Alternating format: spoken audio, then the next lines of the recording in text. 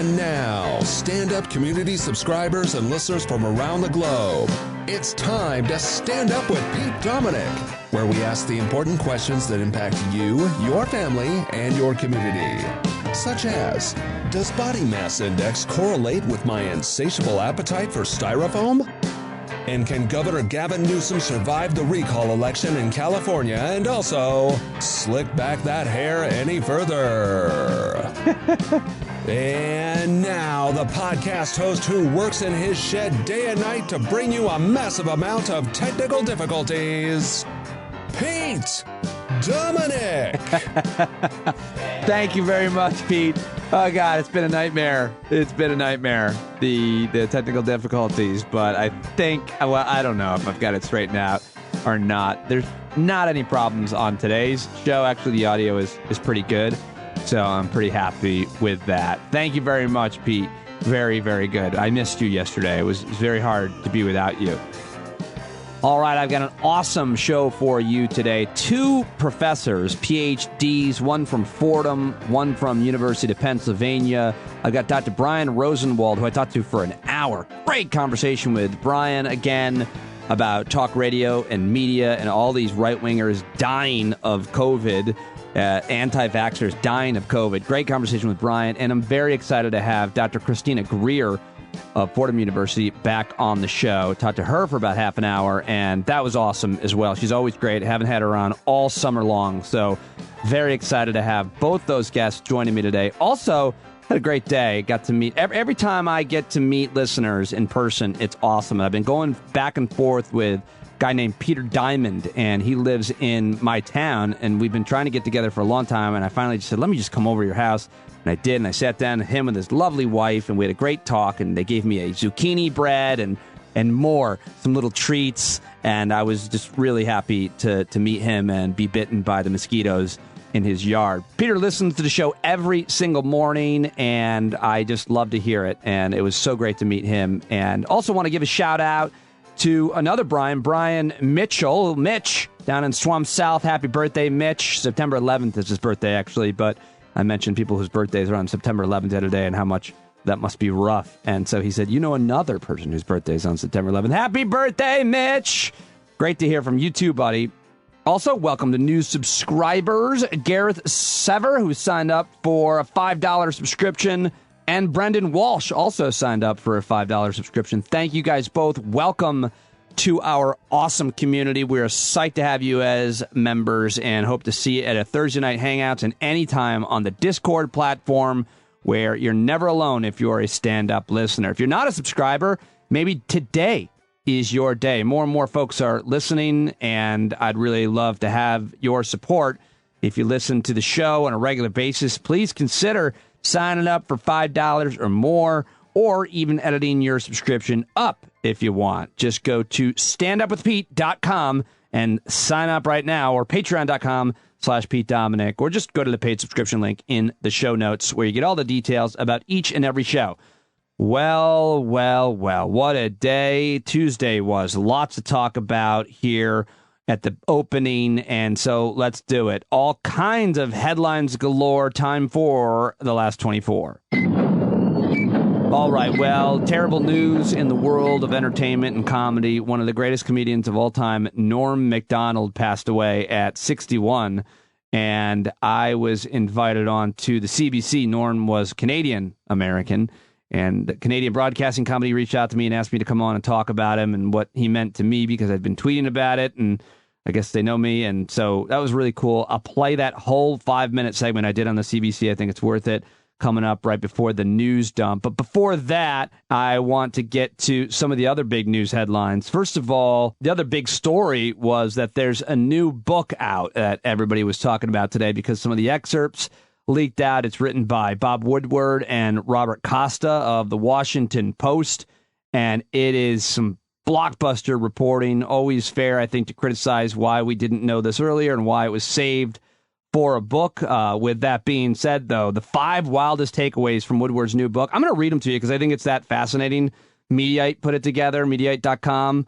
But they write here, Mark Milley and the Nuclear Codes. Number 1, Chairman of the Joint Chiefs of Staff, General Mark Milley, according to Woodward and Costa, was worried Trump would go rogue So he proactively took steps to prevent the then president from launching nuclear weapons. Milley apparently told senior military officials directly not to take orders from anyone unless he was involved, and that included potentially launching nukes. Even Speaker Nancy Pelosi apparently called him about this very issue. And so when that came out, if it's true, it's pretty disconcerting. My friend Michael Cohen, Alex Vindman, Senator Marco Rubio, who doesn't really count, but still all saying that if this is true, then Milley has to step down because you can't have military leaders overruling civilian leaders. And that is a really disconcerting thing. I don't know. That's a tough one. In this case, I want to make an exception, but it is a tough one. Number two, Milley's alleged calls to China. There have been a lot of reports detailing Milley's concerns about how unstable Trump was, but this particular detail came as a serious shock.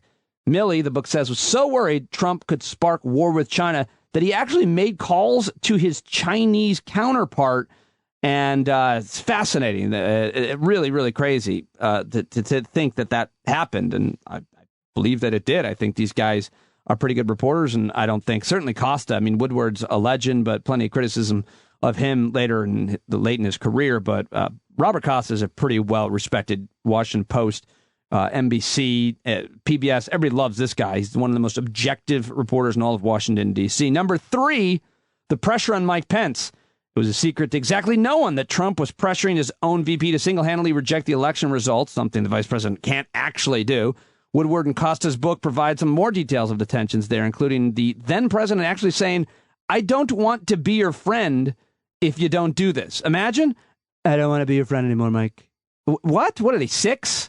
Pence did, in fact, do the right thing in the end, but apparently it came after a phone call with former Vice President Dan Quayle.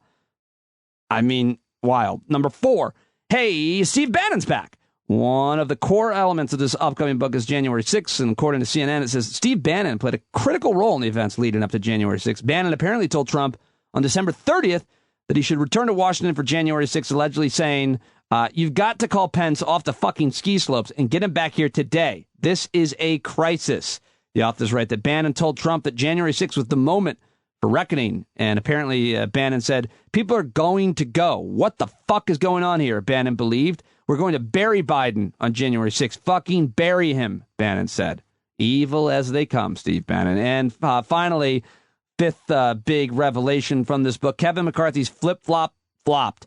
House GOP leader Kevin McCarthy said on January 13th that Trump bears responsibility for the riots. But since then, he's backed off that criticism and returned to being an ardent Trump supporter. According to Woodward and Costa, did that change anything in Trump's eyes? Nope. So a lot to be said about this book. It's called Peril, and it's written by Bob Woodward and Robert Costa of the Washington Post. And so Dum Dum was on Newsmax, this maniac. I'll give you 20 seconds of Trump. Sorry, trigger warning. 20 seconds of Trump on this news about Milley potentially calling his Chinese counterpart. So first of all, if it is actually true, which is hard to believe, that he would have called China and done these things and was willing to advise them of an attack or in advance of an attack, that's treason. And I would think, I've had so many calls today saying that's treason. I bet he hasn't had so many calls. That's just my guess. I mean, who called him? Scott Baio, Bill O'Reilly, OJ? Come on. Anyway, so a lot of people weighing in on this. Like I mentioned, Senator Rubio, Alex Vindman, and more. But here is CNN's Allison Camerata with Democratic Congressman John Garamendi of California yesterday talking about this. Congressman, while I have you, I just want to quickly get your comment on this new book by Bob Woodward called Peril, in which he reports that General Milley, Joint Chiefs, was so worried by President Trump's unhinged behavior after the election that he, General Milley, called a secret meeting in his Pentagon office of top military brass and basically said to them, if you get calls, no matter who they're from, there's a process here, there's a procedure, no matter what you're told, you do the procedure, you do the process, and I'm a part of the procedure, meaning he didn't want them responding really to calls from the commander-in-chief unless he was involved as a member of the Armed Services Committee. Do you see that as an end run somehow around the commander-in-chief? Of course. Trump was unhinged. by the election, by his loss in the election, and he displayed that clearly from the evening of the election right on through to today. And he remains unstable with regard to his election loss. He clearly was deeply engaged in the January 6th insurrection. He brought those people, he encouraged them to come, and he then encouraged them to march on the Capitol. All of that is known. The investigations of all of this are underway now. The Select Committee is delving into all of these communications, and it does not surprise me one bit that Woodward is ahead of the game. He has does it surprise you to hear that General Milley, I mean, I'm talking about what General Milley did. You think that that's legitimate, that he would call a secret meeting and say, don't listen to the commander-in-chief, basically? I believe that Milley would do that. Now, did he do it? Well, that remains to be seen. But what I know of that general and his role as chief of staff is that he would call a meeting, given the concerns of an unhinged president at that period of time. All right. Well, there's going to be a lot more about that book and a lot more to talk about, a lot more reactions, I'm sure. But let me move on to another story yesterday. Secretary of State Anthony Blinken was on Capitol Hill yesterday in front of the House and today in front of the Senate, where he was grilled by senators on both sides of the aisle. But Rand Paul, who is a disgusting person for so many reasons, a terrible person for so many reasons. But in this clip, I think he's mostly right. I think what he is saying about our potential drone missile killing innocent civilians and the way it was done and how it recruits more terrorists is right for the most part. I mean, it's partisan what he says here, but still. I mean, really, the fact that you're entertaining good behavior, that they'll get more money, I think is a big mistake and a naive notion that we're going to somehow change this Stone Age philosophy by giving them more of our money. We've sunk trillions of dollars over this. This is our chance to have a peace dividend. Let's quit sending good money after bad. The guy the Biden administration droned, was he an aid worker or an ISIS-K operative? The administration is, of course, reviewing that strike, and I'm sure that a full assessment will be forthcoming. So you don't know if it was an aid worker or an ISIS-K operative? I can't speak to that, and I can't speak to that in this setting in any event. So you don't know or won't tell us? I don't know because we're reviewing it. Well, see, you'd think you'd kind of know before you off somebody with a Predator drone, whether he's an aid worker or he's an ISIS-K. See, the thing is this isn't just you. It's been going on for administration after administration. The Obama administration droned hundreds and hundreds of people. And the thing is there is blowback to that. I mean, I don't know if it's true, but I see these pictures of these beautiful children that were killed in the attack. If that's true, and not propaganda, if that's true, guess what? Maybe you created hundreds or thousands of new potential terrorists from bombing the wrong people. So you got to know we can't sort of have an investigation after we kill people. We have an investigation before we kill people. We've got plenty of bombs. We can bomb almost anything we want from anywhere in the world. Maybe we should have bombed the helicopters and the planes that we left behind. I mean, even though you said you didn't know any of this and it was all surprise, once they took all of our stuff, we should have said you got 20 minutes to get out of it because we're going to blow it all up. Then you would have sent a message of strength. Instead, we bombed somebody who we're not sure whether it was an aid worker or an ISIS-K operative. See, that's not sending a signal of strength. And in the end, there will be more blowback from it. If you killed an aid worker on accident, I mean, do you think we're better off because of that? You really could have acted in a position of strength, but you could have made the basic decision, the basic fundamental decision that really ruined the whole thing for you was a military decision to abandon Bagram Air Force Base before you left, before the Americans were out. Yeah, Senator Rand Paul, hard to say, but mostly right in his questioning of Secretary of State Anthony Blinken there. And then there was this bizarre exchange from Republican Senator James Risch, or Risch, I don't know how to pronounce this stupid guy's name, who Charles Pierce, writing in Esquire, says on Tuesday, the Senate Foreign Relations Committee got its chance to question Secretary Blinken. Republican Senator James Risch took the opportunity to force Blinken to sprain a muscle trying to keep a straight face. This is a United States senator questioning the Secretary of State as to whether or not the President of the United States is being operated by remote control. And I'm not lying about any of this. Gaze in awe. Here it is. Well, I'm more interested in the top decision making. Look, we've all seen this. We saw it as recently as yesterday. Somebody in the White House has authority to press the button and stop the president, cut off the president's speaking ability and sound. Who is that person? I think anyone who knows the president, including members of this committee, knows that he speaks very clearly and very deliberately for himself. No one else does. Well, are you saying that there is no one in the White House that can cut him off? Because yesterday that happened, and it's happened a number of times before that. It's been widely reported that somebody has the ability to push the button and cut off his sound and stop him from speaking. Who is that person?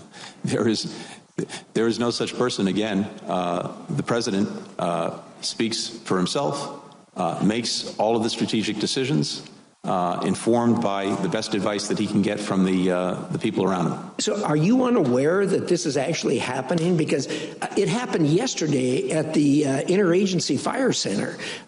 It was widely reported. The media's reported on it. And it's not the first time it's happened. It's happened several times. Are you telling this committee that this does not happen, that there's no one in the White House who pushes the button and cuts him off in mid-sentence? That's correct. So this didn't happen yesterday, nor on the other occasions where the media showed the American people that his sentence was cut off in mid-sentence. Yeah. Are you saying that didn't happen? Senator, I really don't know what you're referring to. All I can tell you is, having worked with the president for now 20 years, both here on this committee and over the last 9 months at the White House, the president very much speaks for himself. Yeah, there you go. Had a hard time keeping a straight face there. The Secretary of State, Charles Pierce, again, the great Charles Pierce, love this guy, writes in Esquire. Apparently, this is a thing that's been bouncing around the right-wing media ecosystem, in which almost everything is proof that the president is senile. It's so awfully hard to keep up with that flotsam these days, but I would not be surprised if Blinken's going to need a tanker truck full of Pappy Van Winkle by the time this week is over. I really like this one, though, finally. Senator Jean Sheen of New Hampshire, Democrat. She is reading the riot act to Republicans who said nothing for a long, long time about Afghanistan until now. Thank you, Mr. Chairman, and thank you, Secretary Blinken, for appearing before the committee today. I appreciate and share the frustration of my colleagues over the challenges with the evacuation, over the situation of special immigrant visa applicants and the Taliban's treatment of women and girls and other minorities. But I also agree with your assessment and that's been given by several others, that where we were when we got to that evacuation was because of the failure of both Democratic and Republican administrations. And I want to know where that outrage was when year after year, for 10 years, starting with Senator McCain, I and others in the Senate tried to get more special immigrant visa applicants through the process so that they could leave Afghanistan, leave the threat, and come to the United States. And there were a few Republicans in the Senate who blocked us year after year from getting more SIV applicants to the United States. And I want to know where that outrage was during the negotiations by the Trump administration and former Secretary Pompeo, when they were giving away the rights of women and girls, and when Secretary Pompeo came before this committee and blew off questions about what they were doing to pressure the Taliban to have women at the negotiating table for that peace treaty. So I think there is a lot of regret and a lot of recriminations to go around. And the important thing for us to do now is to figure out how we can work together to address those people who still need to be evacuated from Afghanistan, and also to ensure that we can do everything possible with the international community to help protect the human rights of the women and girls who remain in the country and those minorities. So, Mr. Secretary, that's where I'm going to put my effort. I do think we need an accounting. That's important for history and for us going forward. But Let's stop with the hypocrisy about who's to blame. There are a lot of people to blame, and we all share in it. Oh, I like that. I like that a lot. I thought that was very, very good, Secretary Sheen of New Hampshire. And now I want to share with you my friend Jason Johnson, Dr. Jason Johnson. He was on MSNBC yesterday, and Nicole Wallace was talking about the concerns for this weekend, the planned Justice for January 6th, or J6 rally at the Capitol this Saturday. Protesters will be there to decry the treatment of people arrested for rioting on January 6th, which is insane. Senate Minority Leader Mitch McConnell made comments about how the police will be able to handle what may or may not occur. And, well, here it is from MSNBC, Nicole Wallace with Dr. Jason Johnson, who is just so smart and hilarious with his commentary here. I want to show you something. We don't do this very often here, but Mitch McConnell just made my point for me. Saying nothing is saying something to would-be political violence. Let me show you the big nothing he just said. Well, apparently there is supposed to be a gathering here on the 18th. The Speaker, the Majority Leader, Leader McCarthy, and I had a meeting yesterday with the leaders of the police board. I believe that they're well equipped to handle what may or may not occur. Jason, it's not a hurricane. I mean, if all the Republicans stood together behind that very same podium and said, do not come. We're going to wear jeans and sneaks, and we're going to be out there yelling, save our democracy, go home, do not come. That's caring about political violence. This is nothing.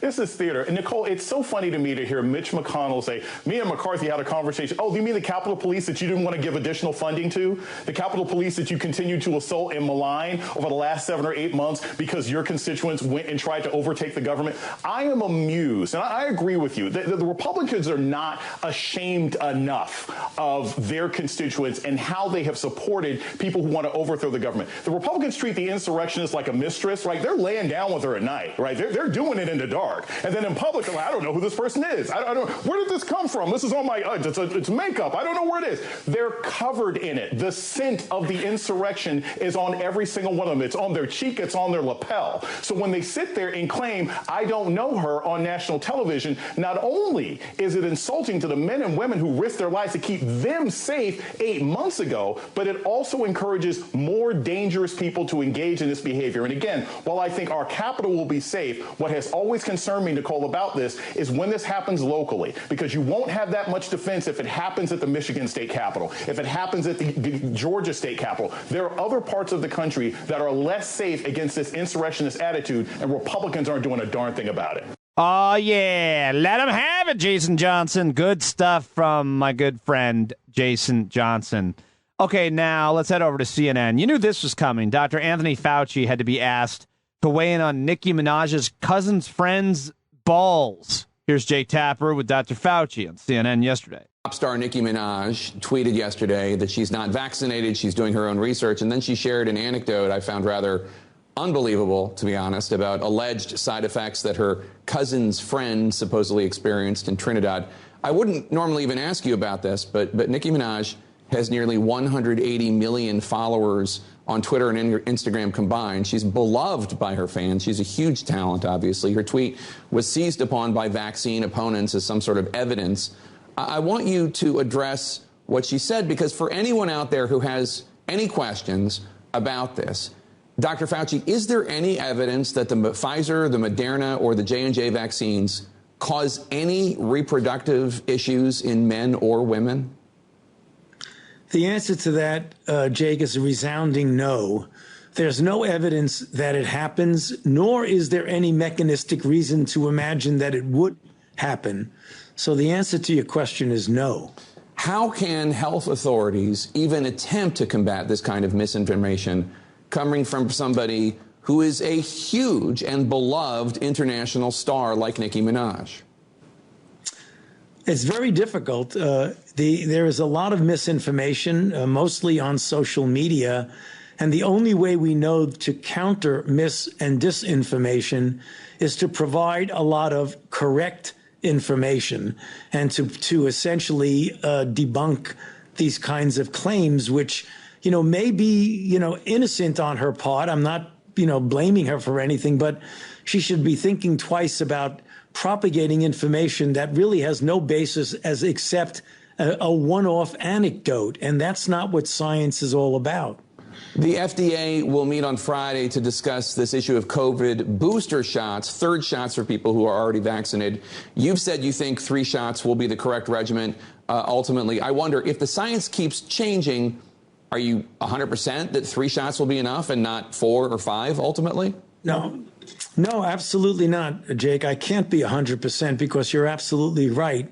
The science evolves and we have to follow with the science and make adjustments with the science. I certainly believe from the data that I've seen and the data that are going to evolve that we will need a third shot as a booster. I would hope that would sustain us for an extended period of time, but I don't know that right now. We're just going to have to do the boost and then follow people long enough to determine what the durability of that protection is. All right. Well, that was insane and crazy and a weird, very strange 24-hour news cycle. And it kind of ends or culminates with the passing of one of the greatest comedians of all time, according to all comedians, Norm Mcdonald. Norm was Canadian, and the CBC reached out to me yesterday and asked me to come on. I guess they saw my tweets, and I really enjoyed this conversation. Thanks to Lori Kilmartin for letting me use her tweet here, her story, making that public.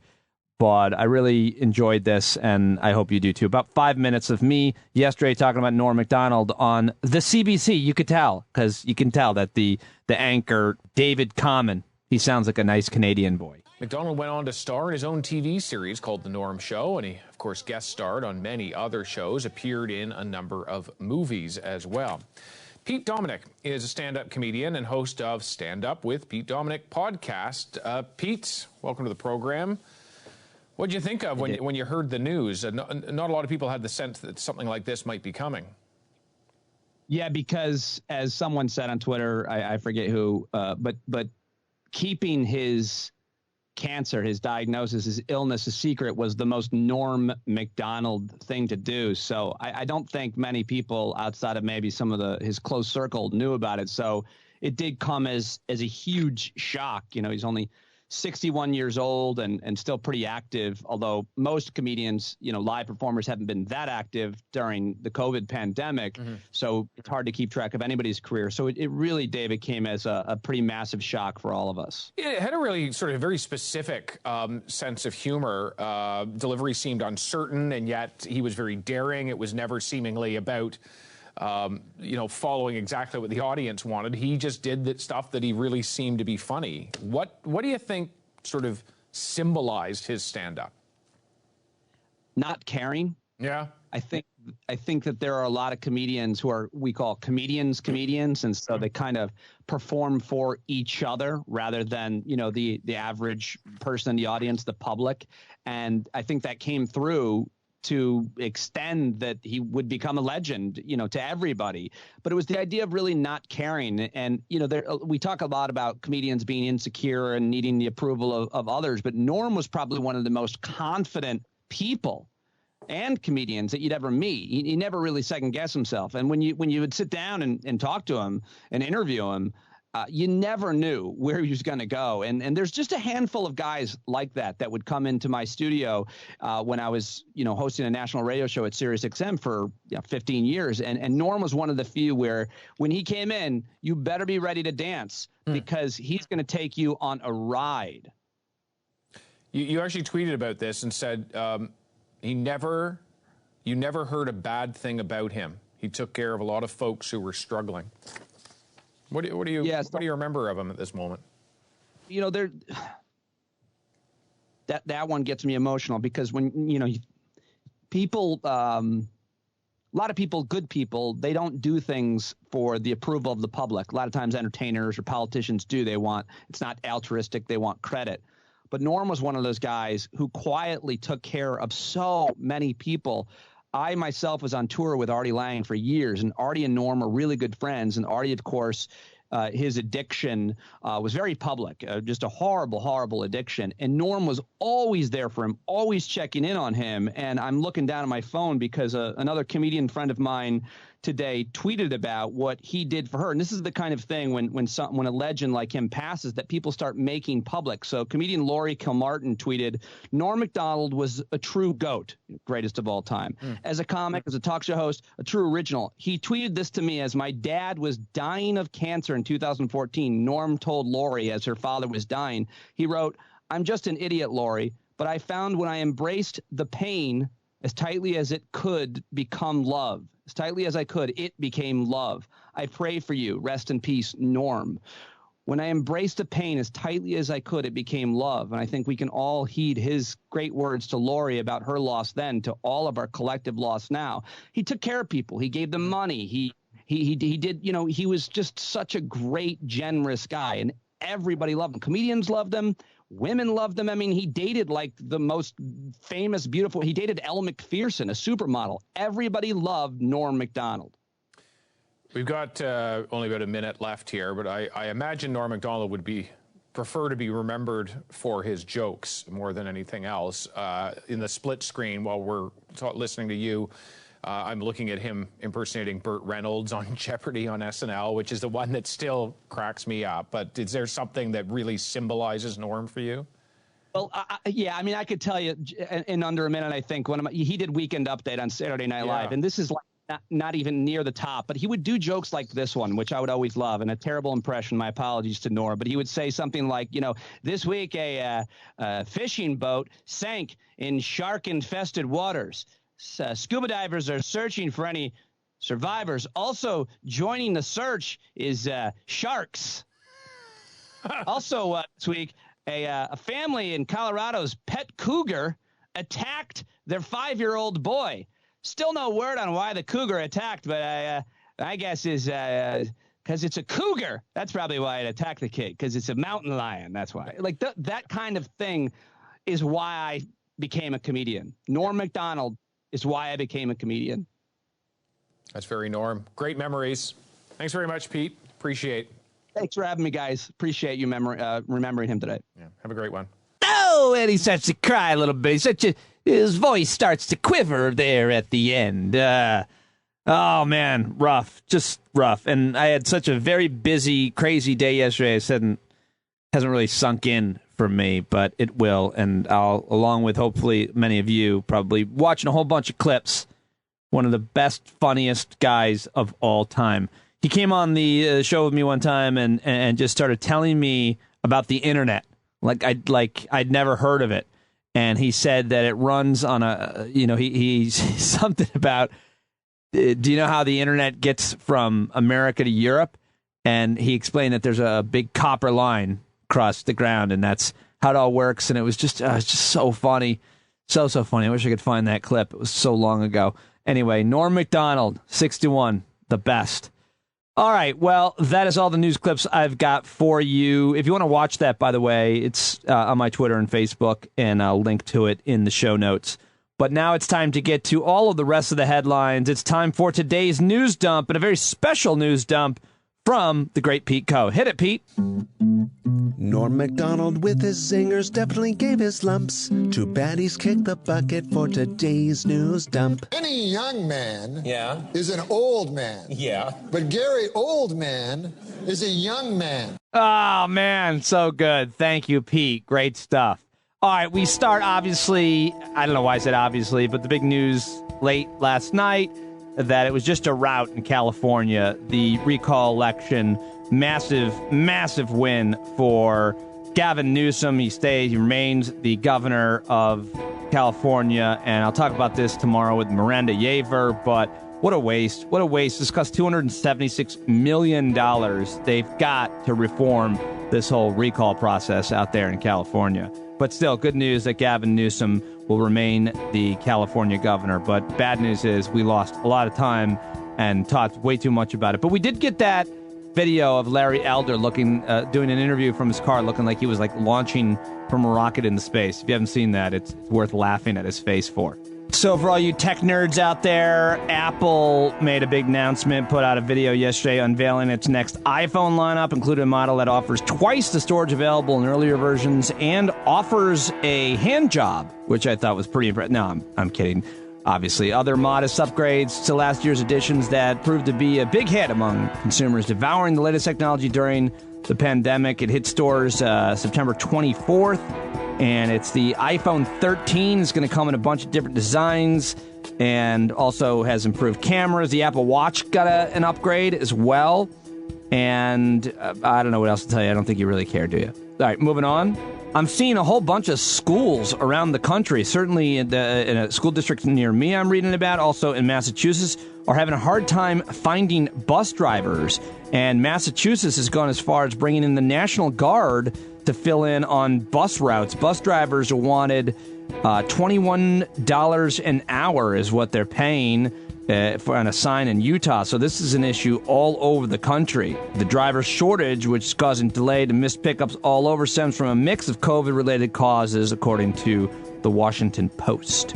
And one of the most famous ski resorts in the country, California's Squaw Valley, the largest ski resort in California, no longer will be known as Squaw Valley. The Olympic Valley Resort cast off its 72-year-old name on Monday, unveiling its new moniker, Palisades Tahoe. The resort was the host site for the 1960 Winter Olympics, announced an upcoming name change last August.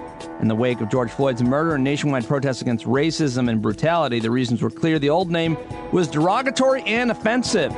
Apparently, the name squaw is an Algonquin word for woman, has been long used as a derogatory and dehumanizing reference to Native American women, so good on them. Local indigenous groups had long advocated for the removal of the word from locations within their historical regions, according to The Guardian. And the rumor is that Vladimir Putin, Russian president, authoritarian leader Vladimir Putin, is going into self-isolation because of the coronavirus cases in his inner circle. And they said he tested negative for COVID-19, but that's not necessarily to be believed. So hopefully Putin's got a bad case of the Rona. I mean, this guy's poisoned enough other people. He's just a terrible guy. I'm rooting for Corona when it comes to Vladimir Putin. Sorry if that offends you. Thought this was an interesting story. German authorities have compensated nearly 250 people who were prosecuted or investigated under a Nazi-era law criminalizing homosexuality that continued to be enforced enthusiastically after World War II. The Federal Office of Justice said Monday that up to the end of August, 317 people had applied for compensation and had been paid out in 249 cases. So far, it's paid out nearly 860,000 euros, just over $1 million. And the Olympic marijuana ban apparently is being re-examined after Sha'Carri Richardson's disqualification. Thought that was an interesting story to mention. The Department of Justice has asked a judge to block Texas from enacting their horrific, archaic Gilead Handmaid's Tale abortion law. Amazon announced they'll increase their hourly average starting pay to $18 an hour. And finally, in a new poll, 60% of Americans say they support President Biden's vaccine mandates, according to Axios Ipsos poll released Tuesday. And that is your news dump for Wednesday, September 15th. All right, folks, now it's time to get to my guests joining me today. Very excited to have both of them here. I got two PhDs, two professors, and I'm very excited to have... he's becoming one of my favorite guests. I love talking to Dr. Brian Rosenwald of University of Pennsylvania. That is coming up. But first, I have the great Dr. Christina Guerrero, as I call her, Chrissy. She has become a really good friend of mine. We text all the time. Usually it's just, we just send random nature pictures to each other all the time. And I just really have so much respect for her. She's a brilliant woman. You've seen her so often on MSNBC, where she is a regular, and you can follow her on Twitter at Dr_CM Greer. She's a political scientist and associate professor at Fordham in New York City. She's the author of Black Ethnics. She's the co-host of FAQ NYC and also the co-host of What's for Us Pod, editor-at-large for OZ, and a good friend and regular here, although it's been far too long since you joined me. We had an awesome, wide-ranging conversation, covered a lot of ground with the brilliant Christina Guerrero. Let's do it. been way too long. It's been like, I think we went the whole summer without having you on the podcast, and that's because you're super busy and in tremendous demand. You're doing like 50 things all the time, and you have a full-time job as a college professor. So thank you for joining me today. Oh, I love being here. I absolutely do. I had a little bit of travel this summer, thank goodness. So I was here, there, and everywhere. How was it? Did you have a good summer? It seemed like you spent some good amount of time with your sister and family. It seemed like you actually made like the best of summer. I know you've been very responsible and cautious regarding COVID, but it seems like you got out and did good stuff. Yeah, and you know, you and I both love nature, so it's great to be in nature because I can relax, but also not be around people. So yeah, I mean, obviously, I think every academic will say, "I wish I got more done over the summer," you know. And so I'm in that category, but I did get to see my family. I did get to rest a little bit. It just feels like now that we're back, mandatory in-person teaching, all that relaxation and fresh air from the summer is a distant memory. Yeah. Did you have any experiences with nature that you want to share? Did you make any discoveries? Did you see anything? You're a birder. You went to, I don't want to tell anybody where you went to. I can't remember, but. Right. But, you know, just getting out of the city. I mean, obviously, New York City has really great bird diversity. I know a lot of people probably don't believe that if they're not birders, but I mean, I can see minimum 10 different types of birds with the naked eye easily every day. But yeah, for me, it's just taking pictures of trees and listening to birds and seeing all the different flowers. That is just like a natural stress reliever for me, just to be in nature. Do you have nature in your apartment? You growing any plants? I have lots of plants. I don't really have a green thumb that's that great. That's my mom. So my plants are here. It's a struggle. We're struggling. We've got some that are alive. We've got some that are barely alive. And we've got some that, you know, I'll probably just have to let go. So that's not my strong suit. But I really, really love just like getting right outside of the city. You know, just an hour or two away and just having fresh air. I mean, I can sleep like a rock the second I leave and I'm in fresh air. It's amazing. So I always tell people, I'm like, you know, I have to leave New York to love New York. And it's a fantastic city, but I really, you know, I'm like a hippy dippy granola girl at heart. Yep. So I need to frolic. How do you sleep with any kind of sound machine as a New Yorker? And then when you are outside of New York in like a, you know, quiet place with no man-made sounds, do you sleep to nature? Because like I love falling asleep with the cicadas singing to me, but my wife has to have a fan. Ever since we left New York, she has to have a loud white noise thing. Right. And so I sometimes, depending on kind of what I'm dealing with stress-wise at work, every now and again, I'll sleep with brown noise. I don't do white noise. White noise makes me too active. Same with pink noise. So, you know, there are all the different types of noises. So I don't. What's brown noise? Brown noise is it's a lower, deeper frequency than white. Huh. Yeah. So, like, I have an app that, you know, gives me options of white, pink, blue, brown, and I prefer brown.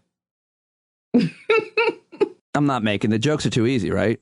Right. I know. I prefer brown noise. But yeah, so if I do need noise, I'll listen to brown noise. But I have, you know, I sleep with a mouth guard. I have a really nice eye mask. You know, I temperature control things. I don't mind the sounds of cars and horns and cicadas and birds and all the things. That's fine. I really need, I'm really good at sleep hygiene. And I say that because, you know, it's a whole thing. So some people are really, you know, when I have friends who aren't sleeping well, I kind of go down this checklist with them. You know, it's like, do you need lavender? Do you need to take a shower before you go to bed? Are you working out too early or too late? You know, what are you eating? Do not watch TV right before bed. Do not watch TV in bed. See the sounds of the horns behind me. You know, like get off your phone. Maybe you need to take your phone out of the room. Like there are all these things that can help with sleep hygiene. And I've got pretty solid sleep hygiene. Every now and again, I think just the anxiety of COVID and the world, you know, will give me that like 3 to 4 a.m. doom scrolling. But other than that, I'm pretty solid. You're such a good friend to people. I don't feel like I've ever come to you with a problem, and I don't want to necessarily, but because I bother enough people, and you've been such a good friend to me. But like you're always taking care of people. I feel like in a way of giving them advice. Like I feel like that's your thing. That's one of your great qualities, where someone will come to you with an issue, and you'll give them like a list of options, like you just said about sleep. Maybe you should have been a therapist. You know, I initially was psychology major.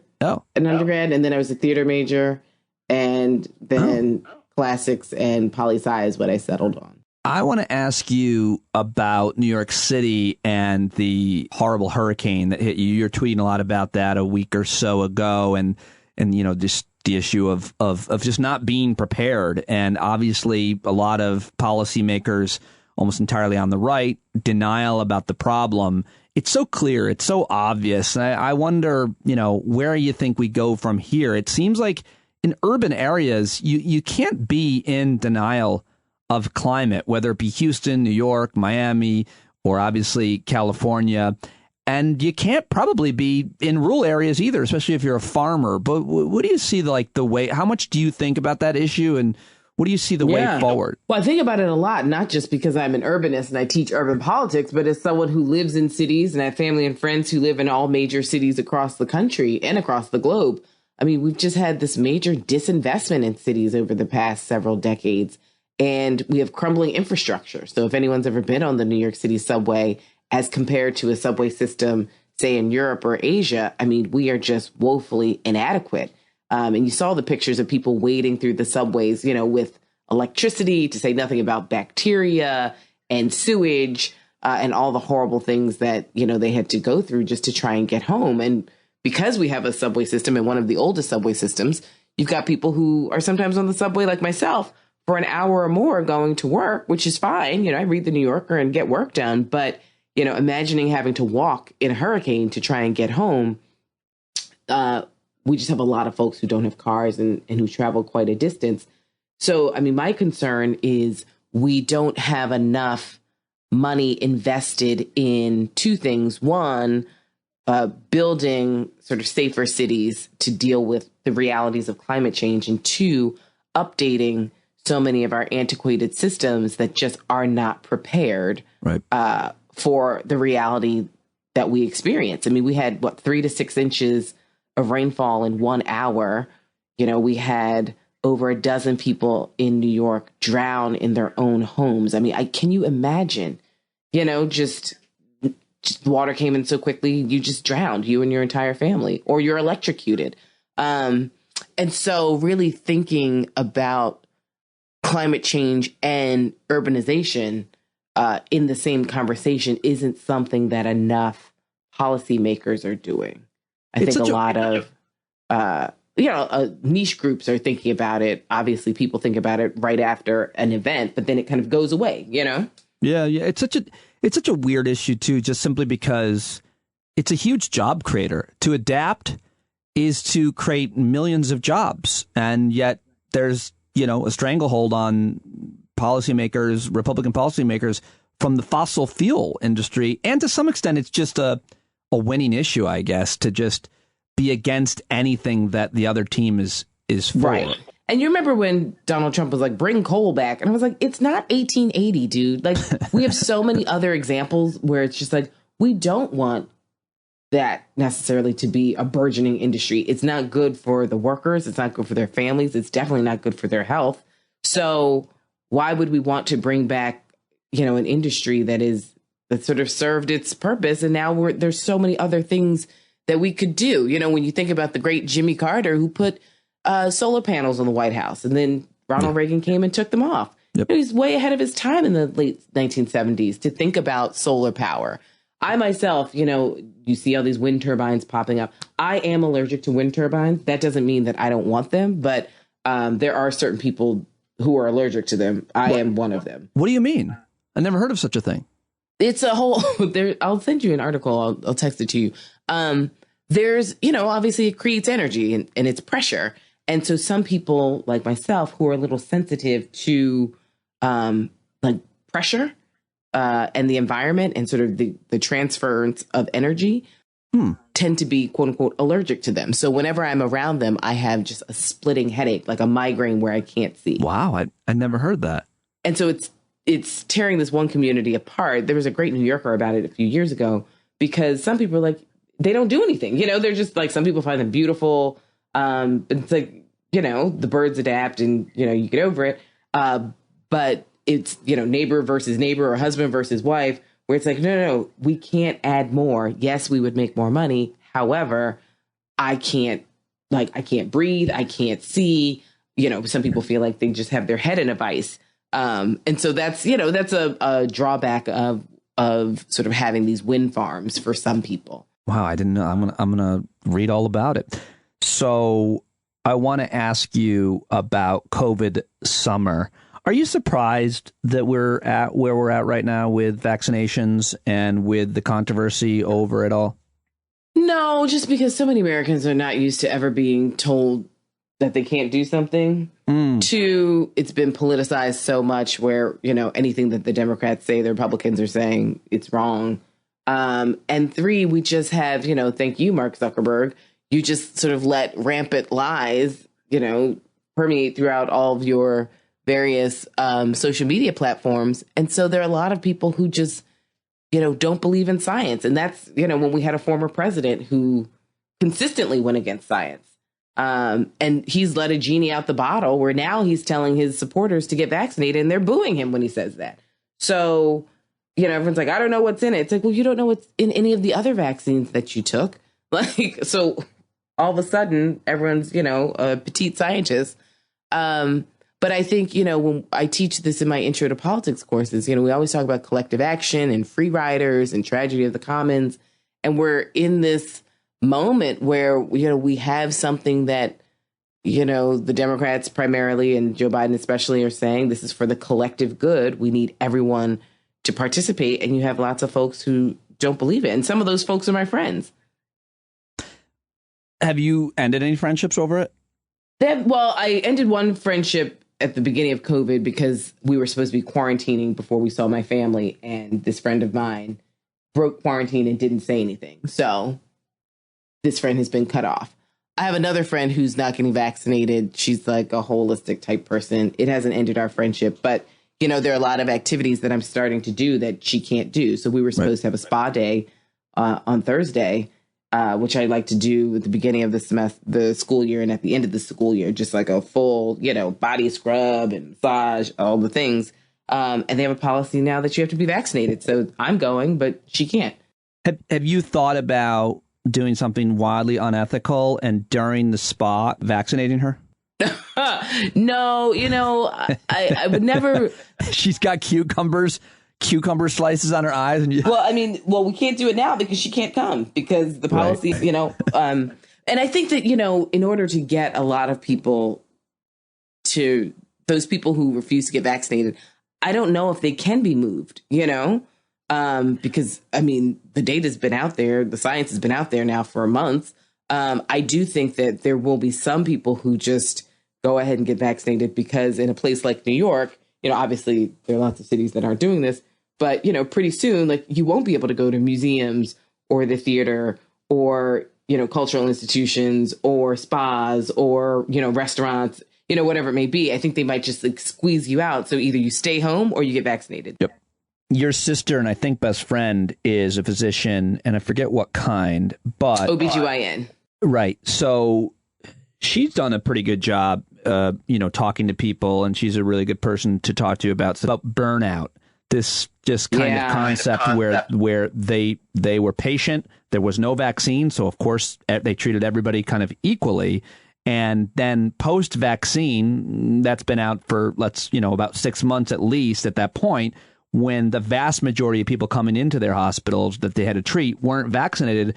There's been this almost suspension of their ethics, their Hippocratic oath, which is, they're burnt out. They're being put. It's not like other things that might be somehow prevented, like, smoking or other kinds of violence or something, that there's some kind of choice you could make, or because you're not going to get shot. You're not going to get lung cancer as the physician. At this point, they've done everything they can, and they are burnt out. They're mad at these people. They don't want to treat them. And if some of them are being honest, they don't care if they die.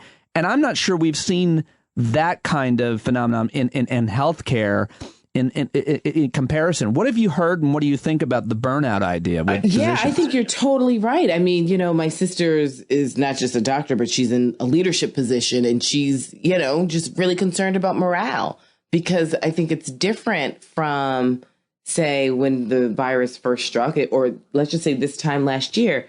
There are people who are burnt out, obviously seeing so much death, being away from their families, being utterly exhausted. And then fast forward a year where there is a vaccine available, and we know that 99% of the people in ERs are unvaccinated folks. It's demoralizing for a lot of doctors who are putting their lives at risk, spending time away from their families, seeing so much death, experiencing it, still working in a very dangerous environment, and doing so with people who are willfully choosing not to protect themselves or their communities. And so I think that is a larger conversation where, when this is all said and done, if it is ever all said and done, to talk to doctors about their own psychological struggles with that. I mean, my sister is just like, hey, we swore to serve everyone, no matter what, same level of care that you would give anyone, it has to be consistent. But I think that, for a lot of people, sure, in theory, but when you're looking at folks where it's like, you chose not to do this thing and now you're here, I think that that's a real complicated conversation for some doctors. And there's this ripple effect, too, where specialists aren't doing elective surgeries. Elective, by the way, is not a great word, because a lot of these things aren't really elective. You got to get it done. You're in tremendous pain, discomfort, or, if it deteriorates more, you're going to be at high risk of dying. So there's the specialist. But then, your sister's an OB-GYN. Do they all deliver babies? I don't know. But there's a hospital upstate that stopped delivering babies because the mandate went into effect, and apparently so many people quit or something that they don't have the ability to continue to offer that, which is insane to think in America, much less New York State. And so it's like this ripple effect that affects, you think mostly about ER doctors, I suppose, or specialists who are treating, in the ICU, people who are sick with COVID or respiratory special, whatever. But the truth is, it's all physicians are deeply affected by this. And it's even prevented, at least this one hospital that I read about, and I'm sure others, from doing what they might do really well, in this case, deliver babies. It's crazy. Right. Well, I think what's so interesting is, I'm just reading stories about the number of nurses who were resigning because they refused to get vaccinated. There was the whole hospital in Jersey that basically couldn't function because the vast majority of nurses just didn't believe in vaccinations. So I think I'm more shocked at the number of healthcare professionals, staff and providers who don't necessarily believe in science.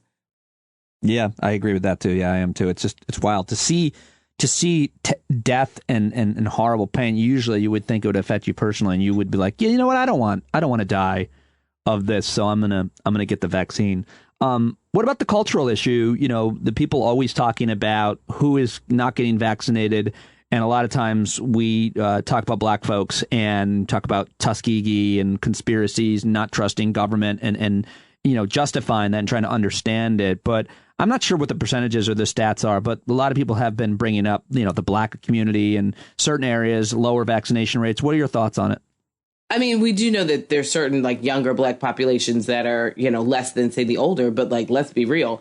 It's conservative white folks who are the majority, just in numbers and percentages, So I always find the framing so interesting where it's like, well, black people aren't doing it. That's Texas was trying to blame black people for not being vaccinated. Oh, that's right. That asshole. Look at white evangelicals. Look at just white conservative folks. Just look at white conspiracy theorists. That's the majority of people who aren't getting vaccinated.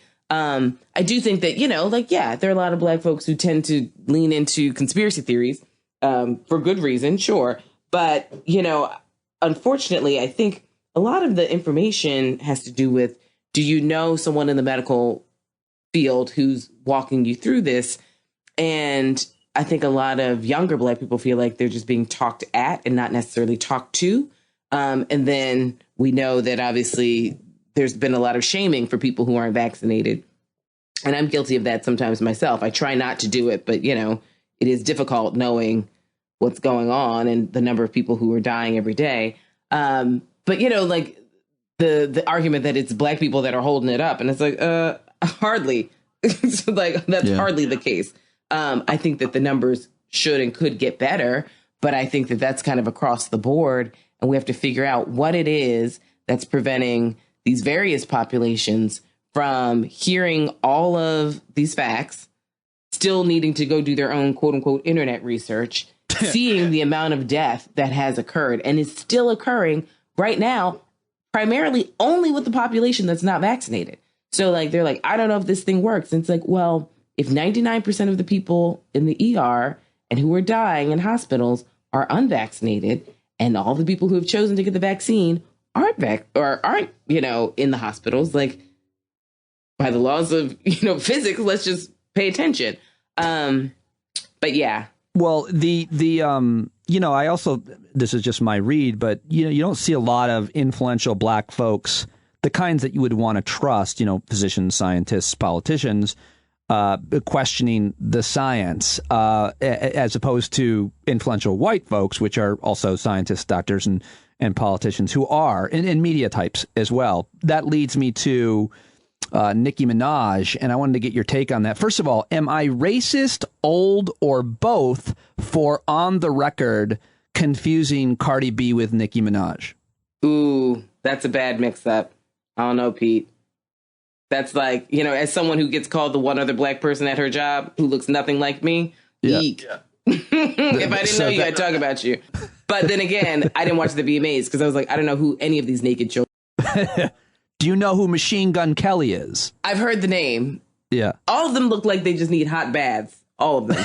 So I you know, I have my little Spotify stations and I'm happy with that. I do have my students fill out a form. You know, I want to know their pronouns. I want to know their proper email address, where they're from, what poli-sci classes they've taken, things like that. The first day of class, I have them fill out a series of questions for me. And the last question is like, what is your musical preference? Because at the beginning of class, now that we're back in person, I play music while I'm setting up my files and things like that. And so I do learn about a lot of music through them because they write down, you know, either artists or genres. Yeah. So that's great. So that's the exchange. And then I play my own music and I can tell that they're learning, you know, I'm playing Alice Coltrane. They're like, what is this? Who is this? And I'm like, right. So we're sharing. This is great.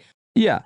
But, you know, the Nicki Minaj piece I read, you know, I feel like Nicki Minaj needs some good people around her personally and professionally. That is my hope for her.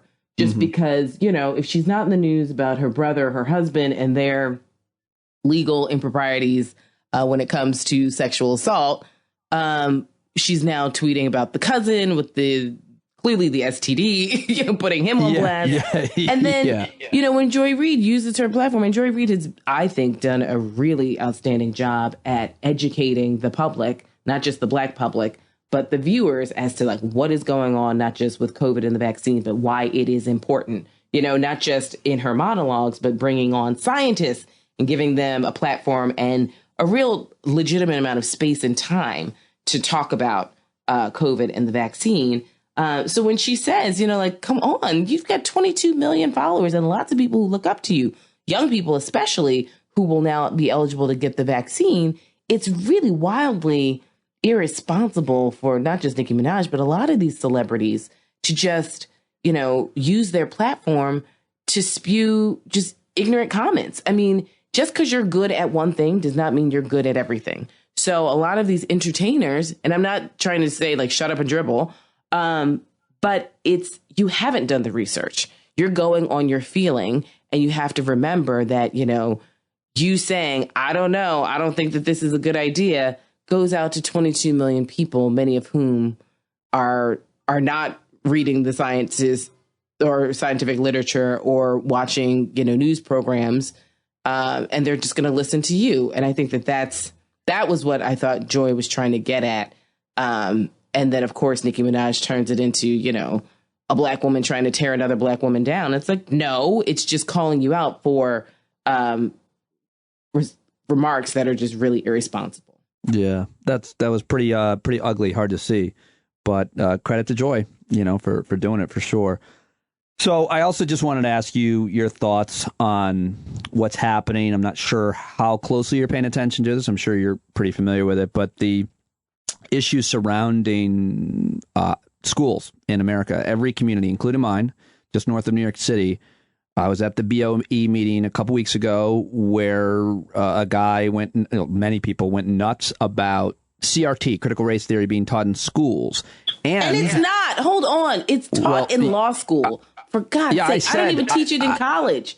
I said to them, everybody can rest easy knowing that it's not in this building. But here's the scarier part. They've got this down pretty good. They're saying that the new talking point, I don't know if you've heard this, but it's terrifying, is CRT and its derivative, diversity and inclusion. I think, but this is the genius of the Republicans, because they always create some false, tempest in a teapot to then whittle it down to an agenda that they, are focusing on. Case in point, 2004, where we're raging in the middle of a war that clearly is not going to end well for the United States or any of the citizens of the countries that we're invading, and the money is being thrown out the window, and they decide to make the referendum of that election about marriage equity. It's always a bait and switch. That's right. It's all about gay people getting married. And, they kept calling it gay marriage. It's like, no, I call it marriage equity because that's the conversation on the table. And so this CRT just kind of came out of nowhere. And whenever it comes out of nowhere, you have to ask, why all of a sudden kids haven't even been in school, right? Parents are like going crazy because they've been raising their kids on Zoom, doing the best they can. But now all of a sudden, the greatest threat to American democracy is a theory and a series of realistic, historical, I would say, historical facts that have been laid out in legal documents by the late, great Derek Bell for upper level law classes. Like, when I tell you I don't even teach critical race theory in my upper level political science classes for undergrads, because that's not my wheelhouse. So why all of a sudden is this very niche thing? And most people leave law school never having learned about critical race theory, because if you just take torts and constitution, depending on what law school you go to, you don't even take this as an elective. So all of a sudden it's just the greatest threat to, our American children. But I think it just goes with the moment of so many primarily white Americans who just don't want to believe in facts. And that goes back to our former president, who I think that's his most dangerous legacy is throwing facts out the window. But it's also like I just wanted to get your take on why are the whites so afraid of teaching diversity or having diversity in their community? Well, to talk about diversity is to talk about the realities of the past. And I'm not talking about 400 years ago past. We're talking about, 20 years ago past, 40 years ago past. And a lot of people don't want to face those facts. They don't want to face how they have benefited from institutions, not just individuals, but institutions that have helped certain groups over others. That's the reality of things. They don't want to face how they are active participants today, right? We always know the refrain, I didn't do anything. My grandfather didn't own slaves. It's like, right, but your grandfather was white and he was able to get loans to get a house that he then sold when he died. And now you all have generational wealth in ways that black people don't. Or he was able to get a job that my grandfather could not get, surely purely based on race and racism. So these are just facts. So let's look at them, own them, and then move forward with them. And then I think a lot of people the good liberals, they like diversity and inclusion in theory, as long as it doesn't ever, inconvenience them in any capacity. See, case in point, the Upper West Side of New York, where they want to combine, 2 elementary schools. And these parents are screaming like it's, Mississippi in 1965. Yeah, so it's what do you mean? The quality of education will go down if 2 5-year-olds are in class. At that age, we know that, we should be having mixed level classrooms. because kids that are more advanced help the other kids and bring them up to speed. We're also making a wild assumption that the kids from the projects are inherently behind the kids from, the fancy co-ops. So we'd have to sort of deal with that as well. Yeah, I saw a black man walking up the street with his daughter, I assume, and their dog. And, I'm all for equality and everything, but I was like, whoa, this is our neighborhood. What's happening here? Mm-hmm. Well, I had my students in stats class once do a census project where they had to take their zip code and write down all the demographics that they thought about their zip code. So what's the racial composition? What's the class composition of your zip code? All the things. And then they went and researched their zip code. And it was so fascinating because one of my students who lived in Michigan and kind of like a quasi suburb, yeah, my parents are moving. They just, they're conservative. They feel like it's getting a little too ethnic, all the things, she's embarrassed. And the population, yes. And we looked at population change over time. The population had gone from 2% to 3%, and her parents felt it. So that's why they were moving. Yeah. So, but she initially said that her district was 20%, non-white, and it was actually 2%. Oh my God, that's a really interesting thing to do. And it's also, I don't know if you saw that study, and I don't know how well it was done, but the percentage of insurrectionists who came from areas where there'd been recently an increase in diversity in their communities was a huge percentage. And they weren't poor. These weren't poor white people. These were affluent, middle class, upper class white people at that insurrection coming from communities that had become more diverse. And I don't know how good that study is, but it's terrifying. So, yeah, I mean, the thing about the insurrectionists is that, they weren't poor. I mean, so many of them had money to travel to Washington, D.C., by airplane, by train, or rent a car. I mean, that's, I think, where people fall short, where it's just all the, MAGA folks are just these toothless mountain people. And it's no, they're teachers, they're police officers. They're people who went to college. You look at the Charlottesville riots, and the Tiki Torch guys. I mean, a lot of them, some of them were graduate students. They had paraphernalia from their various universities. These aren't just, random people who haven't thought about this stuff. These are people who have read about this stuff and don't like the way our country is moving. So what do you say to me, a man who has 2 white daughters, as you know, and I don't, they're learning all this stuff, this history and, this diversity and this inclusion and the CRT, but especially the history, and you're making them feel bad about who they are. You're making my white daughters feel ashamed of who they are. What do you say to me? Well, I can't make your daughters feel ashamed. That's not the power that I have. The reality of history is that this is what happened. If they choose to feel ashamed, that's on them. And they might choose to think of a solution to move forward in a better path. But me telling you the facts isn't on me to make you feel less ashamed. It happened. I didn't do it. You didn't do it. But these are the realities of one person's benefiting from something that happened. One person isn't. So what are you then going to do to make sure that the next generation isn't ashamed? Yeah, my answer has been if your kids are ashamed of who they are because of something they learned in school, that's not the school or the teacher's fault. That's your fault as a parent. You should talk to your kids. If they feel bad about anything, you should talk to them. You should parent them. Right. Have a conversation. But I think so many parents, the way Black parents have to have conversations about safety and policing. I had those conversations with my parents. You can't do what white kids do at your private school, things like that. Seeing Black kids at my private school get expelled for things that, white kids did and didn't even get a slap on the wrist, all those things. Black parents have had more honest conversations than white parents. Yeah, it's unavoidable. It's unavoidable. It's not what's being taught in school. It's what's just traveling through life in a Black body, I guess. Right. And you want your kid to not just thrive, but you want them to survive. So, well, there's that. Yeah, there's also that. Yeah. You're the best. Thanks for fitting me in. I really appreciate it, Chrissy. It's awesome as always. Absolutely. And of course, love her. Hope you did too. Always a great conversation with Dr. Christina Guerrero on Twitter at @Dr_CM Greer. Please let her know that you heard her on the show as well as everybody else. It always makes a huge difference. Lots of people thanking John Avalon for joining me. It had been too long since he was on. Christina Guerrero as well. Go thank her for joining me and follow her and support all of her work. So smart.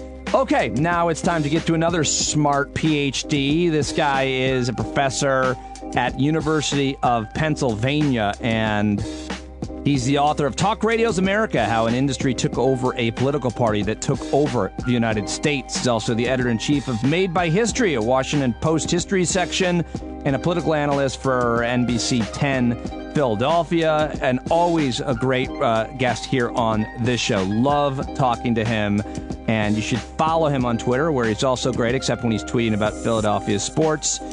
Other than that, he's really good on Twitter, and unless you like Philadelphia sports, then you're going to like him there as well. Follow him on Twitter at Brian Ross1, BrianRos1. Unfortunately, his phone rings in the background. He's got like a landline, but we had fun with it a couple times. A little bit distracting, but other than that, it's great, and in a really wide-ranging conversation. We talked for almost an hour, and I could have kept going with him if I didn't have to jump myself, and he as well. But I really love this talk. I always love talking to Brian. He has become one of my favorite regular guests here on the show.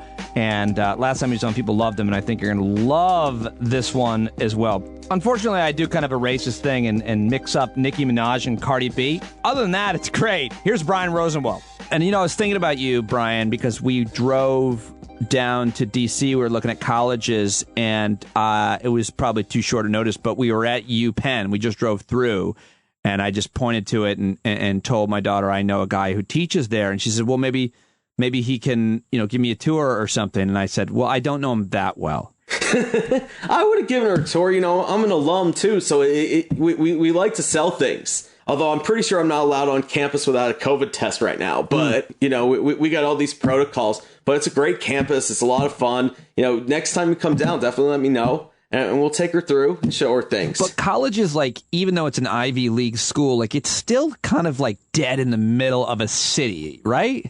Yeah. I mean, that is the part, honestly, that appealed to me as an 18-year-old. I'll tell you a funny story. Not many people know this, but I was determined not to go to Penn. My dad went there. My aunt went there. My one grandfather went there. I'm not going to be like everybody else in the family, right? I'm not cliche. So I actually applied to Brown as my first choice back when they did something called early action. And I'm not even sure it still exists, but you could apply early, but still not be committed. And then I finally caved. I had only ever been to Penn to basketball games, football games. And I finally caved and did a tour with my mom, who didn't go there, over the summer one summer. And it was like this urban oasis. And I fell in love with the campus and just walking through that, on one block, you're in the middle of a city. And the next block, it's just almost like a nature preserve thing. You have all these cool buildings and everything like that. And that was sort of how I fell in love with Penn, because I love these big urban campuses that have the combination vibe of campus and urban living. Whereas, I did my graduate school at the University of Virginia, lovely place, lovely campus, but it just has a different vibe that for me was not as I don't love that vibe as much, the classic college campus, as the urban campus where you're integrated into a city. I just feel like when looking at colleges, that's one of the most important thing to consider is the kind of the culture, the atmosphere. Is it way out in the middle of nowhere? Is it, like a Columbus, Ohio, or a Gainesville, University of Ohio or Florida? Or is it like Penn in the middle of a city, or NYU or something? And I it's personal preference. And how can you know what you're going to like? That's exactly right. I mean, what I always tell people, friends who ask me, other people who ask, is it really is about the individual person. There is no right or wrong. Some people want to be in that college town where it's the center of everything and where there's 100,000 people on game day and they reverse all the traffic on the streets and all of that because that's what they thrive on.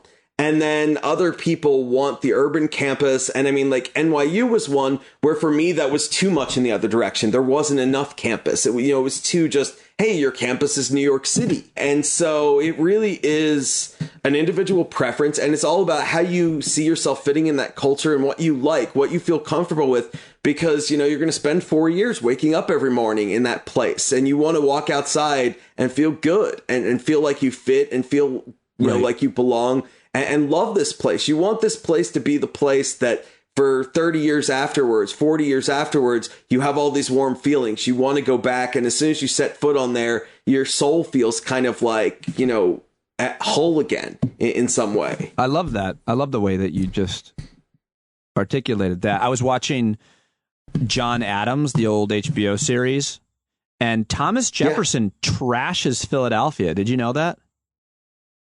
I mean, you know, everybody's entitled to be wrong about some things. For him, I guess it was slavery and Philadelphia.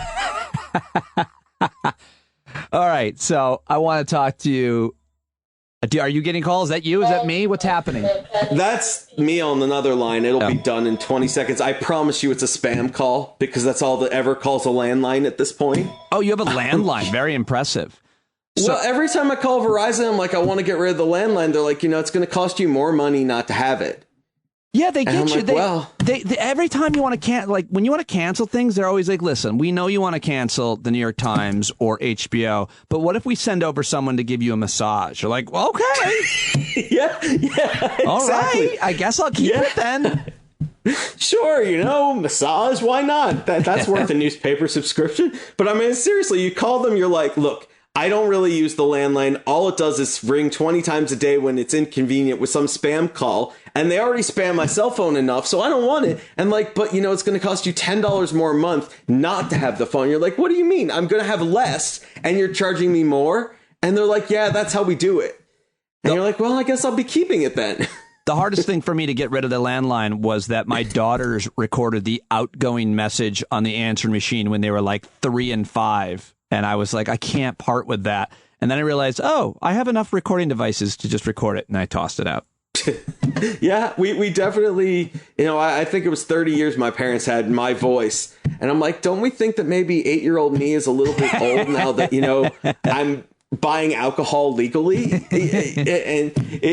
But the other thing in Philly that people always did, and they probably still have them, even though Harry Callis, the old Phillies announcer, died like 12 years ago. But he used to just record people's answering machine messages for them. And it was like a big thing around here. And when people would change their message, they'd be like, well, what happened to Harry? You can't do this. And so I assume now he's been gone 12 years. People still have those messages for that reason. Oh, yeah. Now it's all done on Cameo. It's like you could just have your favorite celebrity record your outgoing voicemail. But who's really, do you check your voicemail? Like people every once in a while, like your voicemail's filled. I'm like, yeah, that's on purpose. I don't want you to leave a message. Well, it was funny. Somebody tweeted yesterday, I think it was Colby Itkowitz from the Washington Post, tweeted yesterday about how it finally happened. She butt dialed someone while her toddler was melting down. And I said, you know, you really think with all of the technology Apple has come up with that the butt dial wouldn't be a thing in the year of our Lord 2021? I mean, I was having trouble with butt dials in like 2010. But it's 2021. We don't even call people anymore, Pete. We're just like, hey, I'm going to shoot them a text because they're going to see it one way or another. And then you get these people like, well, you didn't answer my voicemail. Well, because I don't check my voicemail more than like once a month, maybe, if that. Someone called me the other day and just out of the blue. And I was like, what are you, a fucking sociopath? Who calls people? Like the only person that can call me are like my wife, my kids, and my parents. That's it. No one else should call without texting first. Let's set up the call. Right. I don't. This is shocking to hear your voice right now. I was not prepared for this. Exactly. There needs to be some preparation. My parents don't get that at all. You know, it's a generational thing. But like literally, my best friend, I think she has called me once in the last decade, and it was about coordinating plans in like an hour. It's like, you know, I'm going to leave the house at this time. And that was it. Like the only time anybody calls you is when they're in the car. That's it. That's the only acceptable circumstance. You're right. Is like, hey, I'm in traffic and I can't text. But other than that, no, you text someone because you're not a sociopath. Yes. That's a great point about driving. That's the safe thing to do. Okay, well, I love Look at us advocating safe driving, Pete. We're good role models. Well, listen, I mean, I talk about it, but the way I drive, I'm the worst. I'm definitely going to die while looking at my phone. I am the worst. The worst. And I've even done it in front of my daughters who I'm teaching to drive, my older daughter. It's the worst thing I think I probably do. It's the most irresponsible one, at least. So, and it's never important, right? Never. Like, I used to do a joke on my stand-up act about I really almost got in it. I was texting one of my best friends from high school that I was going to not make it home. I was going to shit my pants. And so I texted him, oh my God, I think I'm going to shit my pants. And I almost drove into a ditch. And like, what if I died sending that text?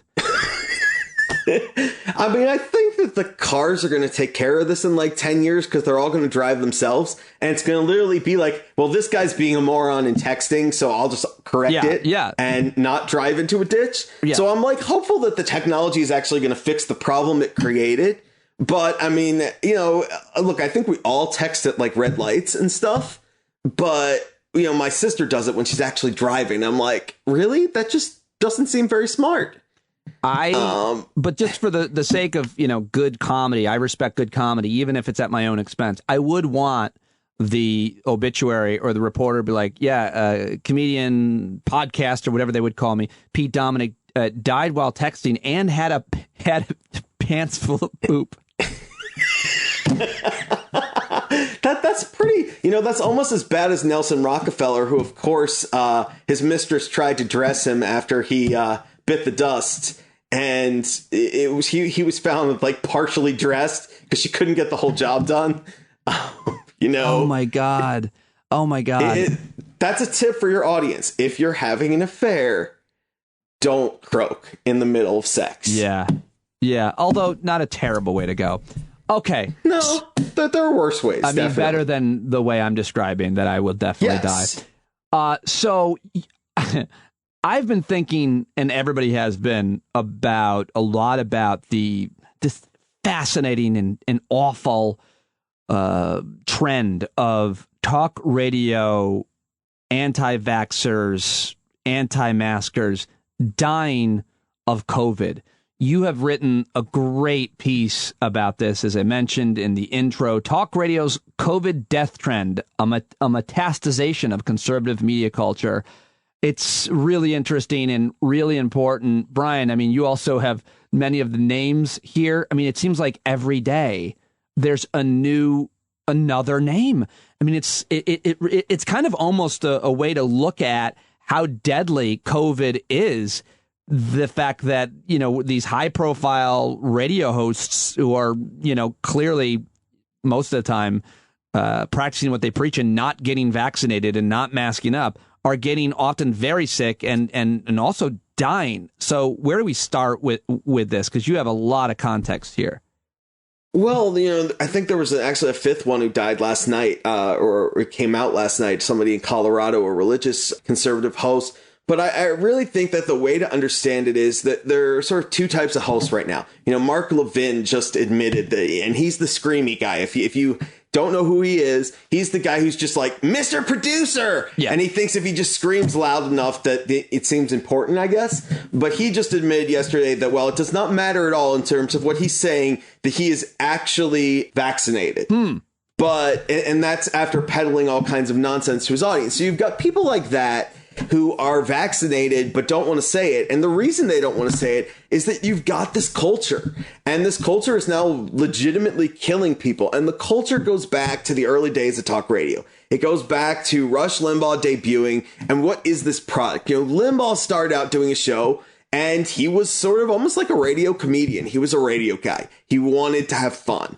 And to do a good show, just like when he was DJing. It was all about a good show and entertaining people. But people start calling up and saying, thank God you're on the air, Rush. We finally have a voice, somebody to fight back against sort of, they felt like this, what they call the liberal establishment sneered at them. And the liberal establishment is not just Democrats, but it is people at universities and higher education. It's the mainstream media. That's a huge piece of it. it's Hollywood, it's celebrities that basically, is looking down on these people who they see as rubes. And these people feel that that's how they are considered, a bunch of idiot rubes in middle America, small towns who are just doing things backwards. They're stuck in the 1950s. And this is kind of at the root of the culture of talk radio, is this resentment.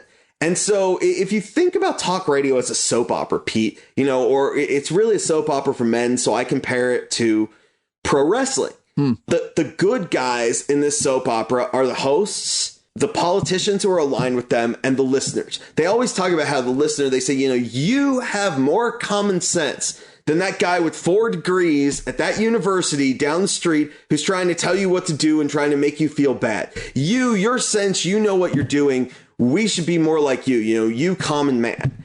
And then the villains in this are elites. The villains in this are Democratic politicians, mainstream newsmen, like they're the worst. They are the highest villain thing. They're the guy you hate the most when you're watching. You're like, I want his face to get smashed. And then you also have, other types of elites in here. And so what you've got is that when you get all these rules about COVID, go back to March 2020 from the beginning, and you've got Anthony Fauci out on TV and other, the head of the CDC and all these other, highly trained public health professionals, people who know a lot about viruses, a lot more than any of us are going to know about viruses, who are, saying we need to do X, Y, and Z, even though it's restrictive because this will stop the virus. Right. It's natural for talk radio to say, well, there it is. Another bunch of elites. They're attached to, they have all these degrees. They're government professionals, or they're attached to big time universities. That one on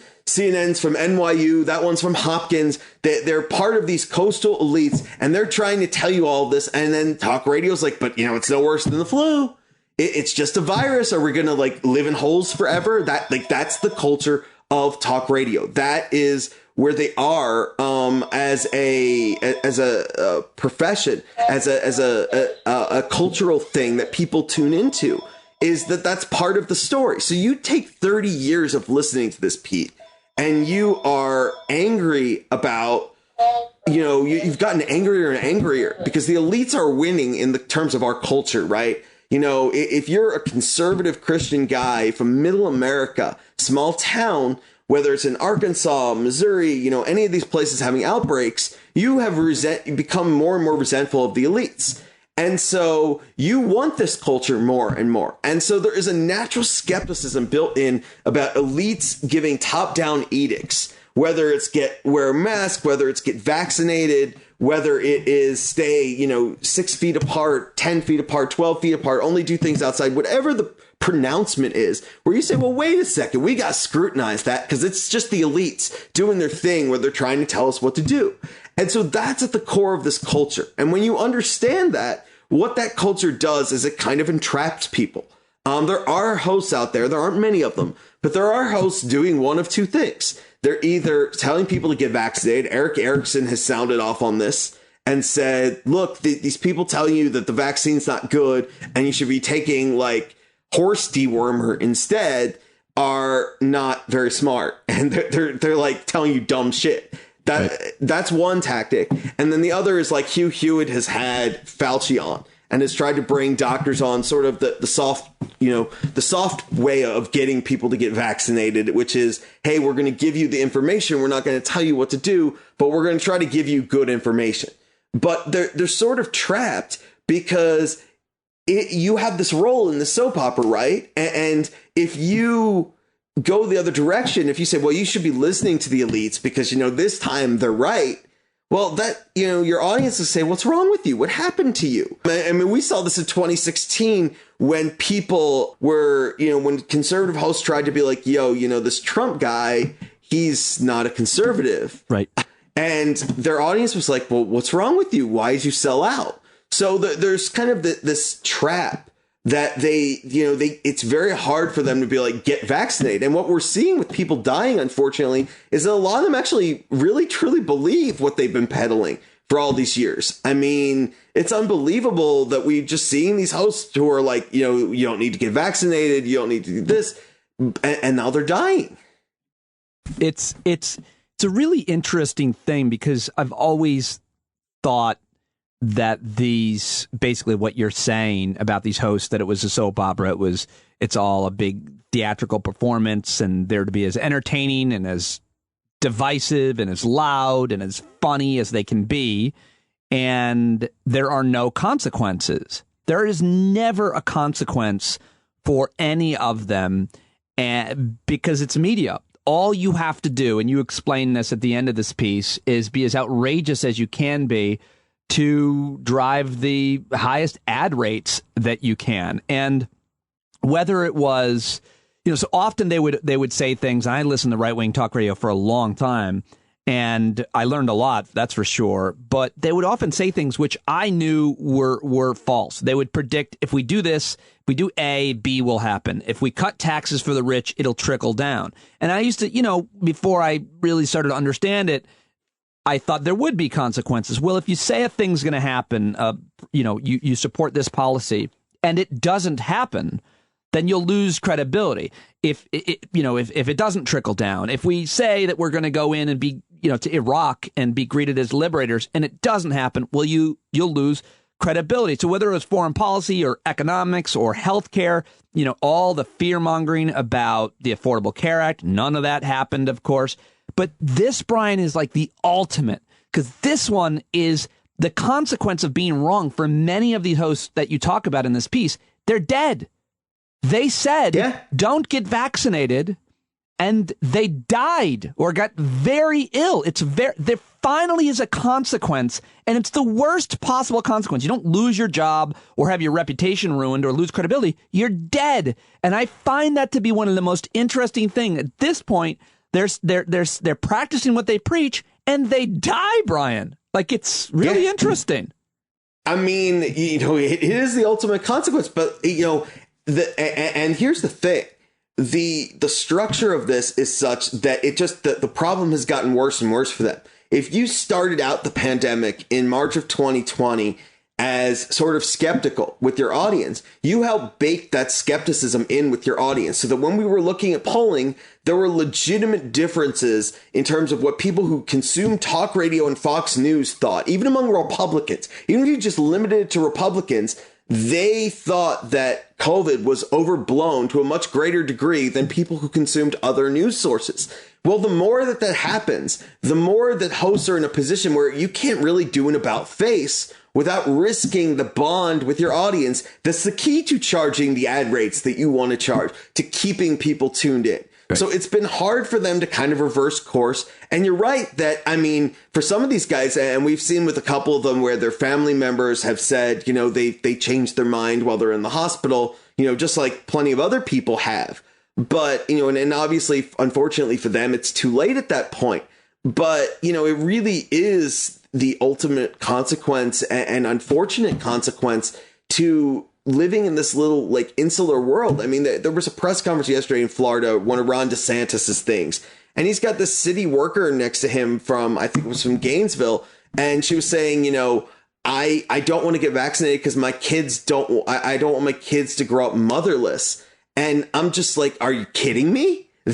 That's the exact opposite of what you should be saying. But people are living in this bubble of misinformation, and they're looking for, any excuse that reinforces things.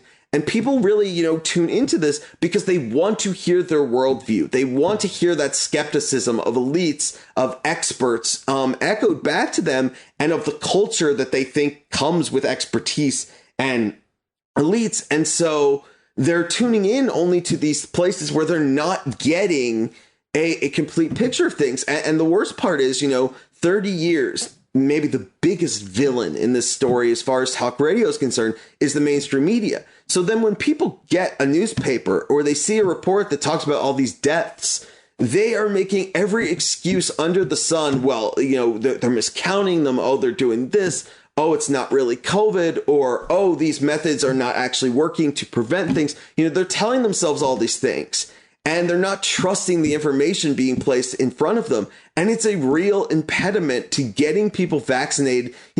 Pete, this should be simple, right? We we have this awful pandemic that's killed hundreds of thousands of Americans, and they came up with a vaccine that, look, it's not perfect, but it's certainly a heck of a lot better than not having it, and it gives you protection. Like, this should be a no-brainer. You should be willing to walk through fire to get this thing.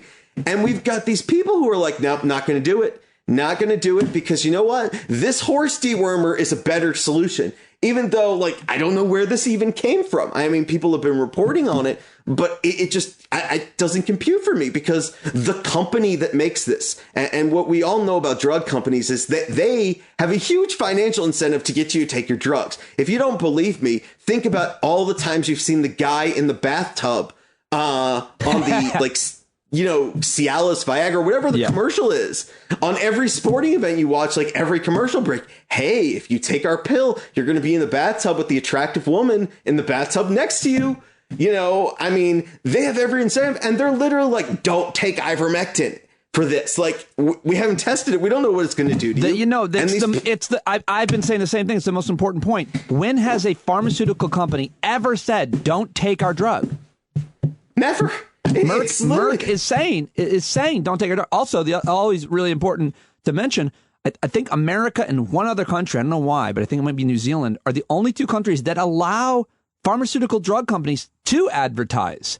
And I wonder what percentage of advertisements, especially on cable news, are these pharmaceutical drugs. Like, it's a pretty high percentage of the ads that you see on cable news shows are for pharmaceutical companies. But the getting back to your point about the skepticism of elites and that talk radio, right-wing talk radio, has forever profited off of in every way, being critical of experts. It's a really important and probably one of the most fascinating things to talk about. Richard Hofstadter's anti-intellectualism. Kurt, what's Kurt's name? Just wrote the book about the history of like conspiracy. I can't think of that book right now. I'm going to look that up. But how do you understand these folks? And you have tried really hard to understand these audiences and why they hate experts. Because I don't know, maybe you think I'm an elite, maybe they think I'm an elite, but I don't know shit about so many things. So when I ask people. I don't think they're talking down to me when I ask them questions about how to fix my car or how planes fly or, what DNA, the difference between DNA and RNA is or something. I don't think they're talking down to me. I think they know what they're talking about, and that's why I'm asking them. How do we understand these folks? I mean, this is the part that I understand the least, because as you say, when my dishwasher is not working, I want a repairman. Or my car's not working, I don't go and tell the mechanic, I think you're wrong because, I make this joke with my students and they don't remember the commercials and they just look at me blankly. But I'm not like, I stayed at the Holiday Inn Express last night and I therefore know more than you. I don't go into the doctor and say, sorry, doc, I think I know medicine better than you. I know you did all that schooling, but I know better. So I don't understand the natural suspicion of elites, but I think it comes down to almost, it's about culture. It's about the fact that there's this perception of urban culture and of elite culture that is directly oppositional to the culture that for a lot of people that they didn't want to change. That you come out of the 60s and 70s and the rights movements and these, other changes. And I think that American culture changed and they said, well, wait a second. Whoa. We don't want to change our culture. We are, good, God-fearing traditional Americans. And they thought that a lot of this culture was immutable. They thought that it was God ordained. We're talking about gender roles and stuff like that. And they felt like, the woman's place was in the house. The man was the head of the household, all of that stuff. And they see all of this stuff getting challenged. And it's not just about, gender roles and sexuality and LGBTQ and race and all of that stuff. It's also about they see popular culture going in directions that they find morally offensive. Right. Whether that's more sex, whether that's more violence, you name what it is, and they are pointing to television shows, they're pointing to movies, they're pointing to music, they're saying, oh my God, Madonna, like a prayer. I think the biggest one was Two Live Crew's rap song, Me So Horny, that pretty much they spontaneously combusted for like several years in the 80s over the song. Yep. And there's this sense of like everything is buffeting our world, our culture. It's under siege. It's under threat. And they see elites as the drivers of this. Elites, who are willing to change all these norms, who are not the same kind of religiously driven folks. And so they see this, there's this anger towards a changing culture, and they've pinpointed elites as the cause. It's the pop star who, you think about like Britney Spears' famous music video. And I am not a connoisseur, so I don't remember which one that was, but where she's in like the schoolgirl getup and stuff. And they're like, oh my God, like all this stuff, you're all the sexuality, all this other stuff, like they don't care about our values. They don't care about our children. They're preaching all this bad stuff. And they can come up with that kind of argument for each and every one of these like elite groups, the pop stars and the movie stars, because they make money off this. They have music videos, they have songs, they have movies. For they think college professors, they think we're indoctrinating students, which I don't get, because like if I'm lucky, I get them to read a syllabus. That's the extent of my influence. But they have this perception of like they come to college and then they get indoctrinated. And so they see that as another challenge to things. They see Democratic politicians pushing things that they think are immoral legislatively. And they see the mainstream media as like lying about all of this. And so they can tell themselves that each kind of pillar of this liberal establishment is responsible for the cultural change that they think is dragging America down, dragging society down, right. Totally attacking their morals. And talk radio comes along and, it is their voice. It is somebody else saying what they're thinking. It is an entertaining product where it's a safe space. For as much as they like decry the idea of safe spaces, that's actually what they want. They don't want anyone challenging their values. They want to be able to tune in and know that they're going to get a product that comes from their values, that they're going to get a product that reflects their values. They know on Monday that, the host is going to be talking about a NASCAR race, or that it's going to be coming out of their culture and their world. And that is what talk radio and cable news has given them, is sort of like a clubhouse or a neighborhood bar where they can go and have a good time and enjoy themselves while getting things that reflect their worldview and their lifestyle. And it really has kind of spiraled on us, because that we're not getting that those people are sticking to that world, and they're not interacting with people on the other side so that they can sort of puncture the caricatures they have of us. Pete, they think that we have horns, I think, and there's no way of conveying to them that that's not true if they're living in a bubble. Well, you are Jewish. By the way, is that aren't you? I mean, it's true. It's true. So anyway, I mean that is the stereotype, right? That is the old bigoted stereotype. I think it's a great point, but I also think, that safe space point you made is so good. Right now, in my school district, the right-wing crazies are going nuts about CRT and even diversity and inclusion. They don't want it being taught. And also, teachers are apparently asking students what their pronouns are, and they're losing their mind about that as well.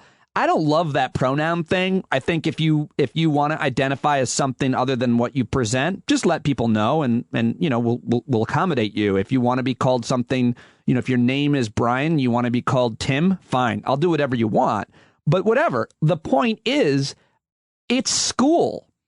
It's not necessarily supposed to be a safe space. The idea, that's why a lot of people, right-wing Christians, they homeschool their kids. They don't want what school inherently teaches through your experience or what the teacher's teaching, not to mention college. They go off to college and you get indoctrinated. The idea is they want to keep you in a bubble. And when you hear new ideas or when you meet people from different cultures, that pollutes their mind and their lives, and that changes them. And it does change them. And I would argue for the better. New ideas are great, ideas that you didn't learn in your home or in your community growing up. You're so right to say that they are the ultimate, snowflakes who demand a safe space and don't want new ideas being taught in elementary school, much less college. It's a really good point. I think that is absolutely true. And I think it goes for people on the left, too. I think we all benefit from engaging people and ideas that are A, uncomfortable, and B, that are different from us. We learn about things, and we learn in some cases that people aren't as different as we thought.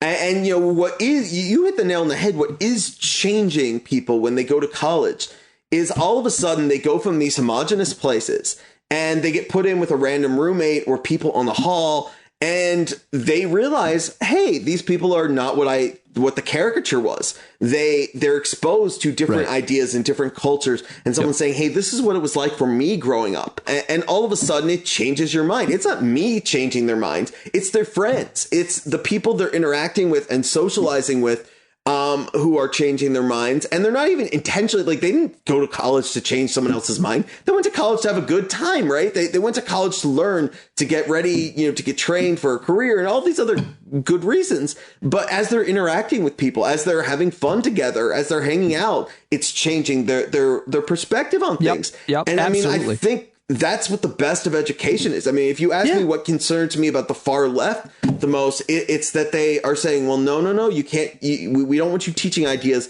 that could be offensive to someone or could hurt someone. And like, look, none of us want to hurt anyone. It's just that we need to expose people to challenging ideas, to difficult situations, to understanding things, because that's part of growing as a thinker. And so I completely agree with you that it's all part and parcel of the same thing. And it's why, one reason that you go back to the late 18th, early 19th century, why did we get public schools? Part of it was the idea is we're going to give people a common foundation to be Americans, that there's going to be some common experience. So you don't live in a bubble, that you have to come out and have some foundation so that we can engage. I always say to people, look, I will argue with you about policy. I am happy to engage people who don't agree with me. But if I'm looking outside and there's a giant yellow-orange ball in the sky and you tell me it's raining, we can't have a conversation because there's no, you have to have some common foundation in fact. You have to have some basic agreement on these are facts, like 2 + 2 = 4. If you're going to tell me 2 + 2 = 6, what am I going to do with that? And if you live in a bubble, there's no one challenging you if you grew up and somebody taught you, 2 + 2 = 6. They could have been trolling you, Pete. But if you believed it... I want to know more about this giant orange ball. I'm not even familiar. Oh, you mean the sun. Has there been... you're a professor at an Ivy League school, UPenn, of course, my safety school. Anyway, have you had anything have you had pressure from the left to not teach something, a certain text or a certain lesson or a certain word even?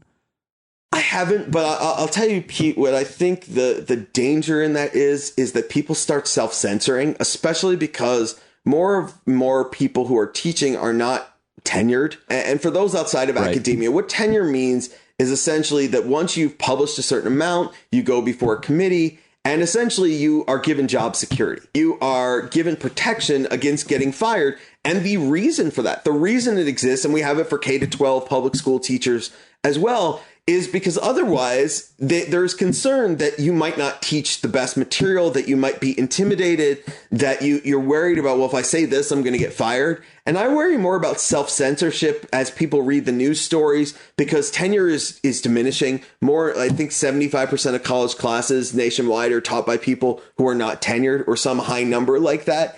And I worry about those people who are, worried about, well, if I offend one student and they go to my department chair might say, this person's not worth the hassle. Some department chairs will back you to the hill and say part of college is free speech, free exchange of ideas, and we don't want to stifle this. That's the ideal. But that if you're in the wrong place, that you run into trouble, where administrators or department chairs say, this person is more trouble than they're worth. So I worry about self-censorship. I have not had anyone, and I think, the culture at Penn is amazing about this, where students want to be challenged. They want to learn. administrators and department chairs and things support the ideas of free interchange of ideas and exchange of things. And obviously, look, I put a note on my syllabus that is very similar to the one that it sounds like you would have about pronouns. I put it about safe spaces, which is, look, I don't know your background. I don't sit there and have like an entrance interview with every student for 25 minutes or a half hour, an hour, where I'm asking them all these questions so I know everything about their background. If there's something that you think could be a problem for you, let me know. I don't want to upset anybody. I don't want to traumatize anybody. Right. But I can't sit there and know every student's background and know what might be a trigger for them or what might be problematic for them. And so I try to say, look, the onus is on you. You've got to come to me. I can't guess. And, you know, I've taught movies. I teach music. I try to be forward with my students. Sometimes I'll be playing some music and I'm like, I hope none of my colleagues walk down the hallway and hear this because, you know, it's like NWA, fuck the police, you know, kind of thing. But, you know, I try to expose students to a wide variety of things. I try to challenge them. I say, look, some of the stuff I'm going to teach you about is offensive to me. I'm not going to tell you that necessarily because you don't need to hear my moral views. But I'm trying to expose us. And, you know, to me, what is most interesting is trying to understand people, not immediately going to morally condemn them. Like, we can agree. We could probably all go around the room and say, you know, this is pretty terrible what these people say. I'm thinking about stuff like some of the Christian right said about AIDS in the 80s and things. Right. Just really awful stuff.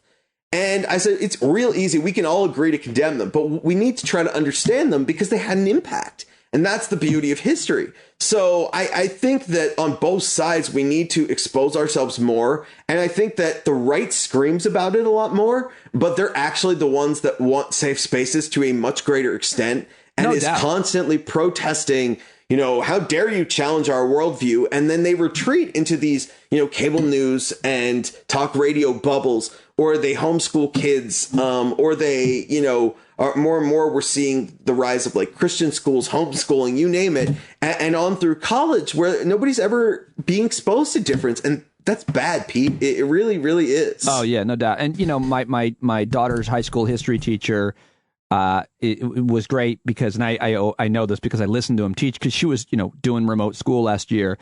And what he did is what I know that you do and what most great teachers do. They present all these different ideas and points of view. I mean, it's like what the Joint Chiefs, Milley, said. We teach all of this at West Point.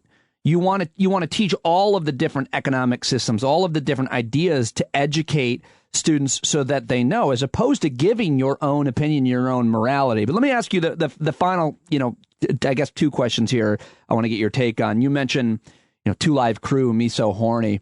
That was our generation of kind of a controversial sexual related song. But now it's, is it Cardi B? Wet Ass Pussy. I said it. And what's fascinating about that, like, I'm even shocked by that. When my daughters told me what that was, it was like both hilarious and shocking. I'm like, really? Is that a thing that we need? And then I was like, okay, fine. It's a feminist anthem maybe. But the point is, we all know, probably people have heard about what's happened with Cardi B, 22 million followers. And she tweeted out that, you know, she thinks it may be, or she heard that her cousin or something, you know, balls swelled up and he was impotent as a result of the vaccine. Joy Reid calls her out and it gets really ugly. And I wonder, you know, what your take on that was, the idea that, you know, everybody has a platform, and the bigger the pop star you are, or whoever you are, the more influential you're going to be. And now it's like these 2 black women fighting. It's tough to watch.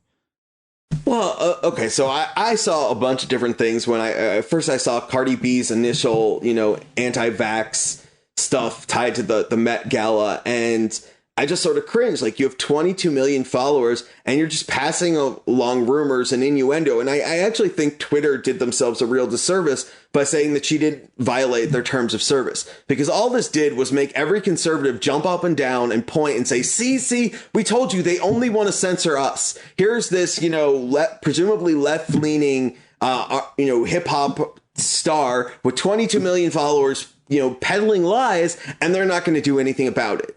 So I think that was really bad. And I think that we have a responsibility if you care about fact-based stuff, if you've been railing about Tucker Carlson, and he jumped in to share Cardi B's, stuff in one of the, weird. Oh yeah, that's what I was gonna. That's what I'm sorry. I meant to ask you. Not Cardi B. This is Nicki Minaj. Forgive me. Oh my God, I'm horrible.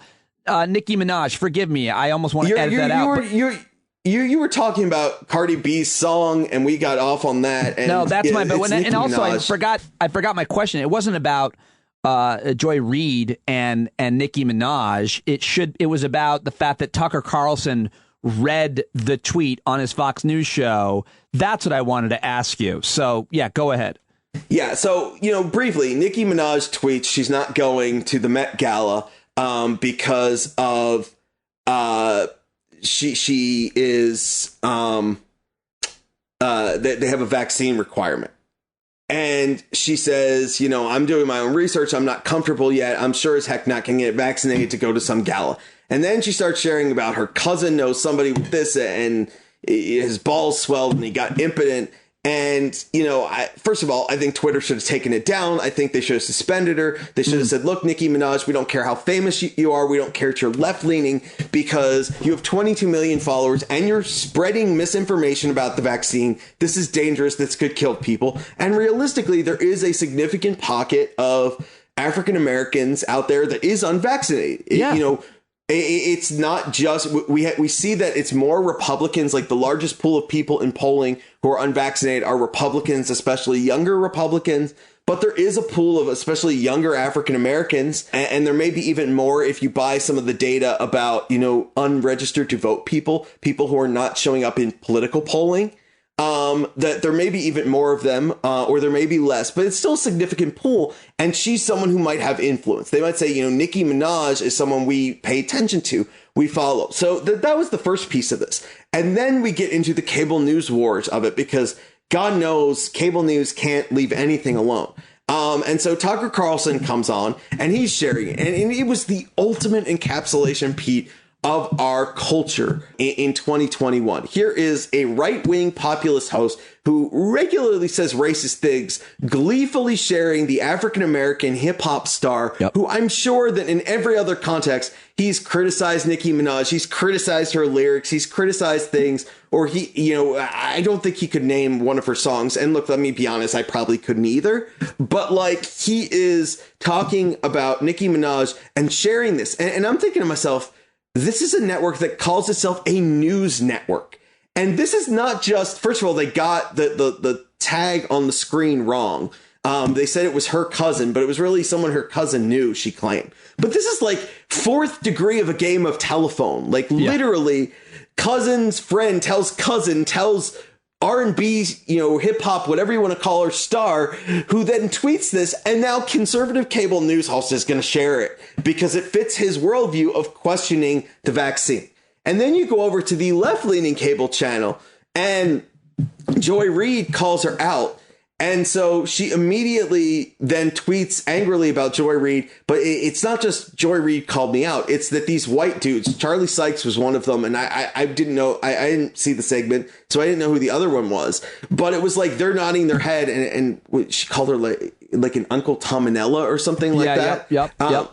And it was about race and selling out. And I'm thinking to myself, this is nuts. This is literal lunacy. You've got the right wing host. You've got the presumably left wing. And I say presumably because Kanye's gone all Donald Trump, and we shouldn't just assume that because someone is African American that they lean left. But you've got Nicki Minaj, spewing anti-vaxxer nonsense. You got Tucker Carlson spewing it. And this is literally going to kill people. That's what these hosts on the right have proven to us.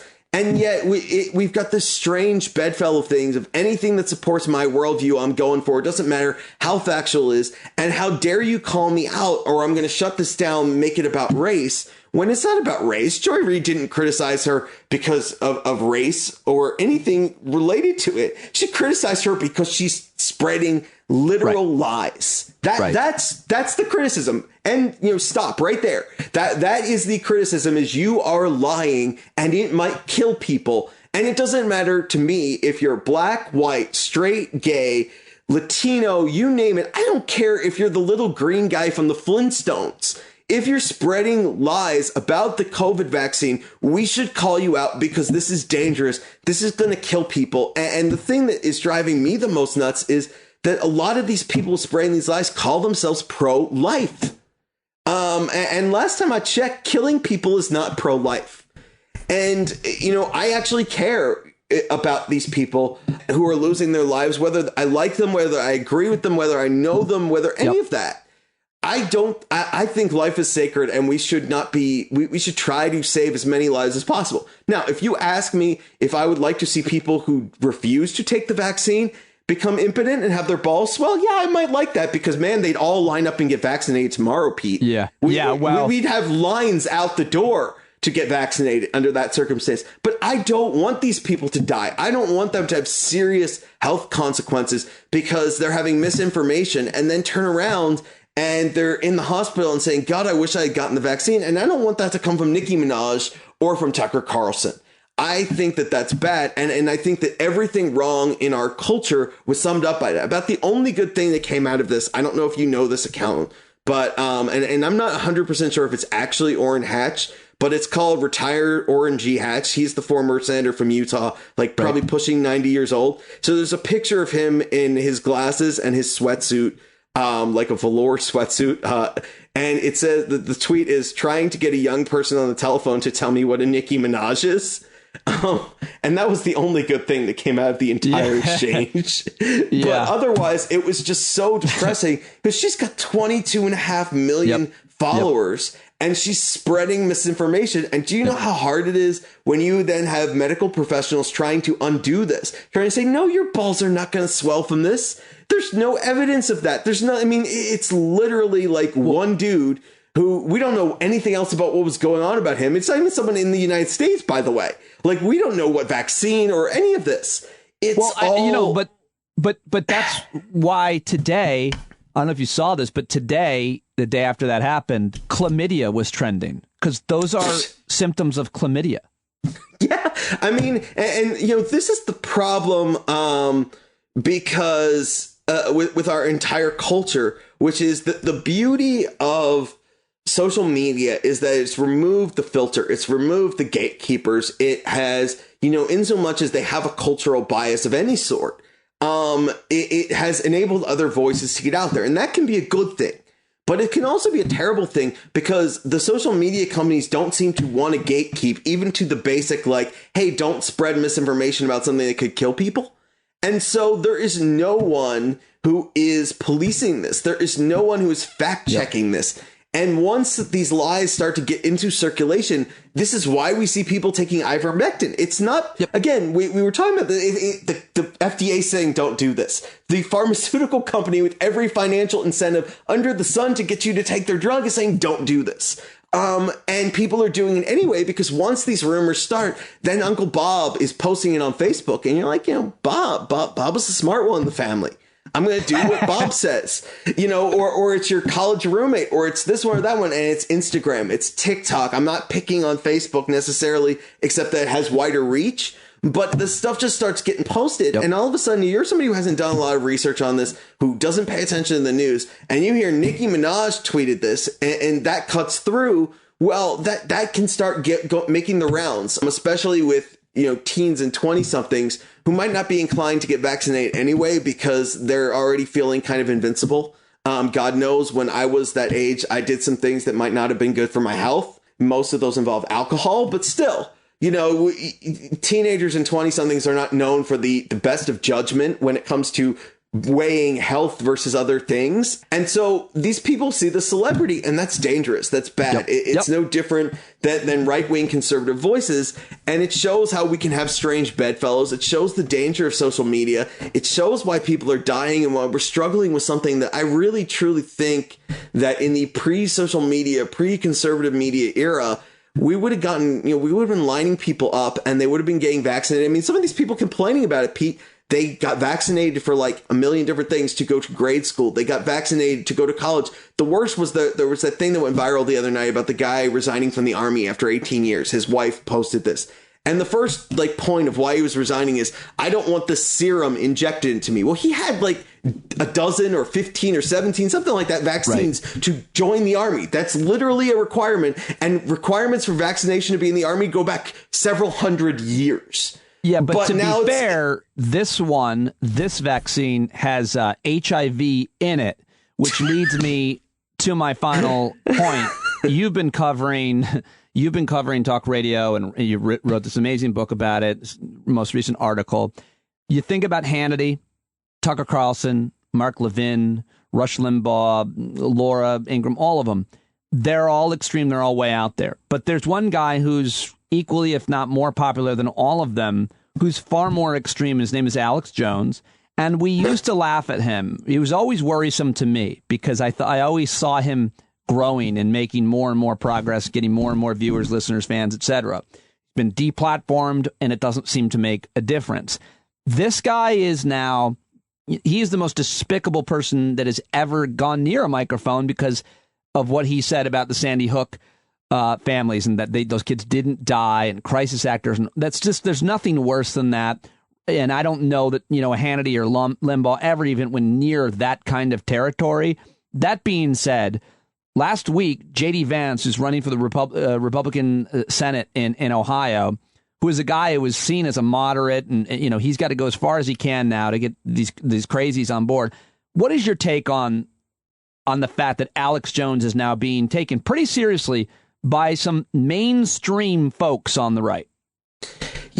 Pete, I first found out about him, and I might have told you and your listeners this in the past. I first found out about Alex Jones. I was driving to a bachelor party, and a buddy who liked to listen to Howard Stern was like, have you ever heard this guy? Howard brings him on just to make fun of him. And Jones doesn't seem to get it. And they played him for me. And I'd never heard of him because he wasn't politically important, because no Republican press secretary worth their salt is putting their boss on with the guy who's a 9/11 truther, who's a Sandy Hook truther. I mean, truly the most reprehensible human being you could possibly draw up. If you were drawing up a James Bond villain, it would be like this guy.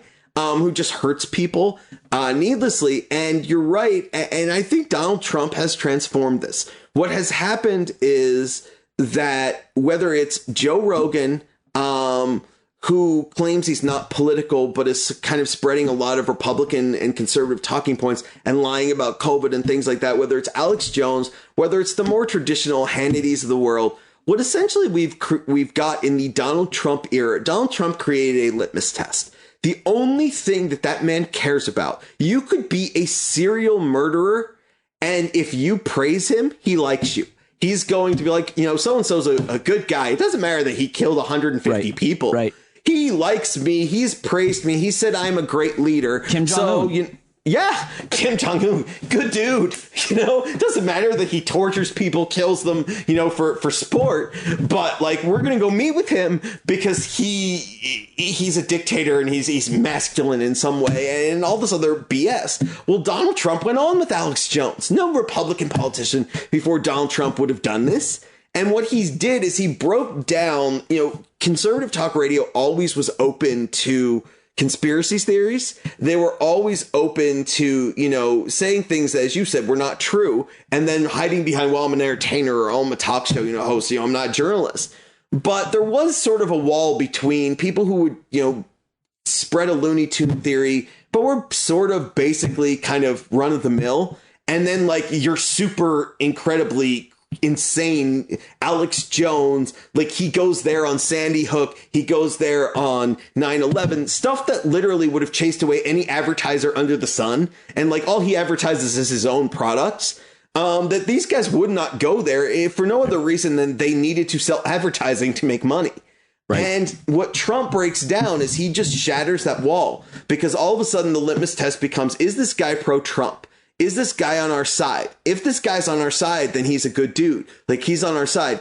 And J.D. Vance is sort of continuing in this because, there's a big battle in the Ohio Republican Senate primary between him and the former state treasurer, a guy named Josh Mandel, who is somehow worse than J.D. Vance. And I can't quite wrap my head around this, but he's even worse in terms of saying awful, terrible, incendiary things because they're battling for the Trump voter.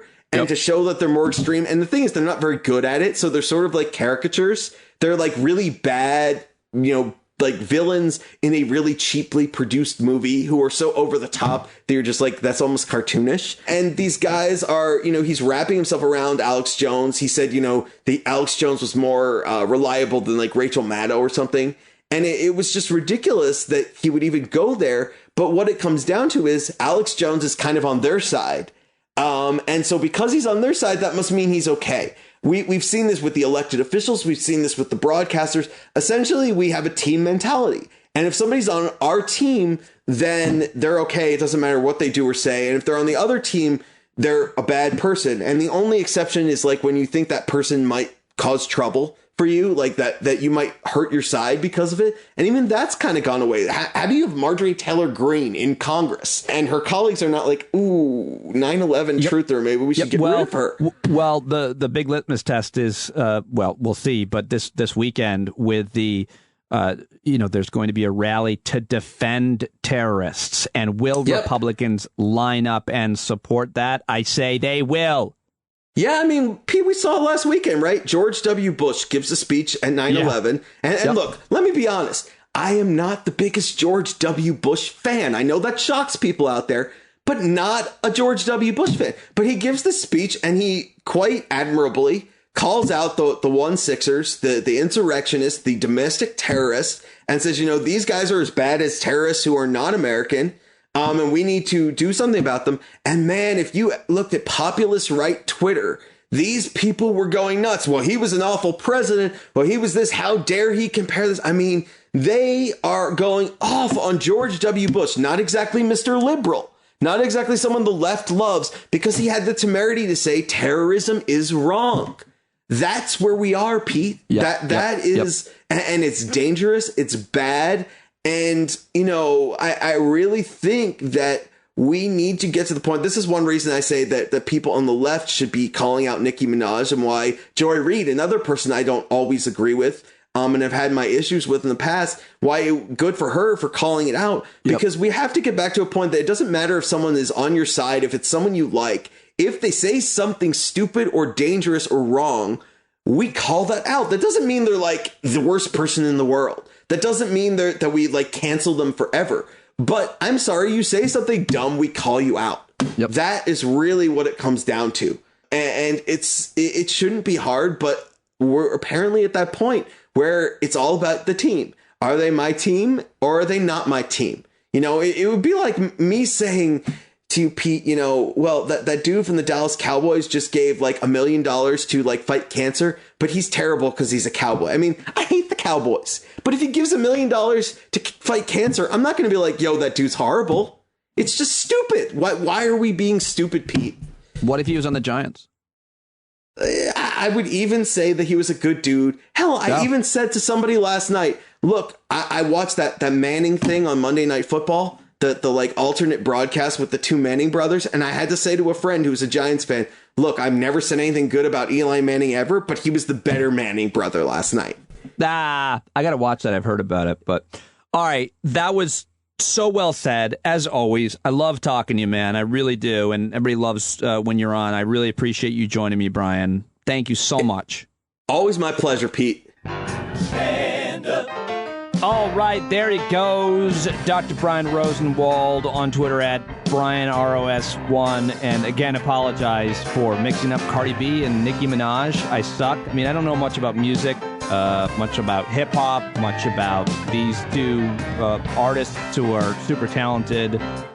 But I screwed that up. I bet.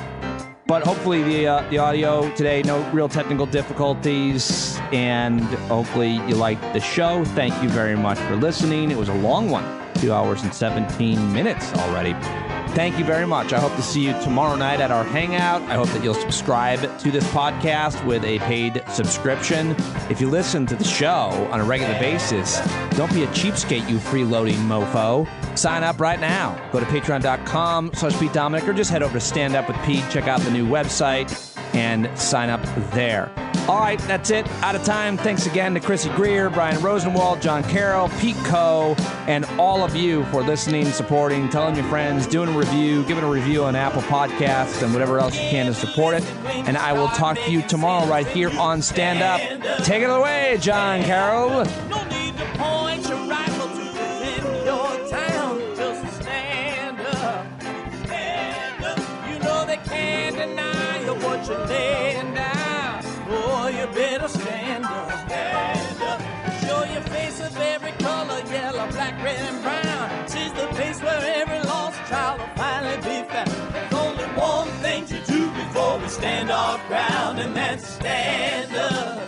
Stand up. Well, the founding fathers saw a land for all. They had to stand up. They had to stand up. They had a keen imagination for a crystal ball, drawing all the plans of stand up. But all they had to go on was the time they were in, with other causes for laws, and since they weren't even sin, they knew that change was gonna come before the change could begin. They had to stand up.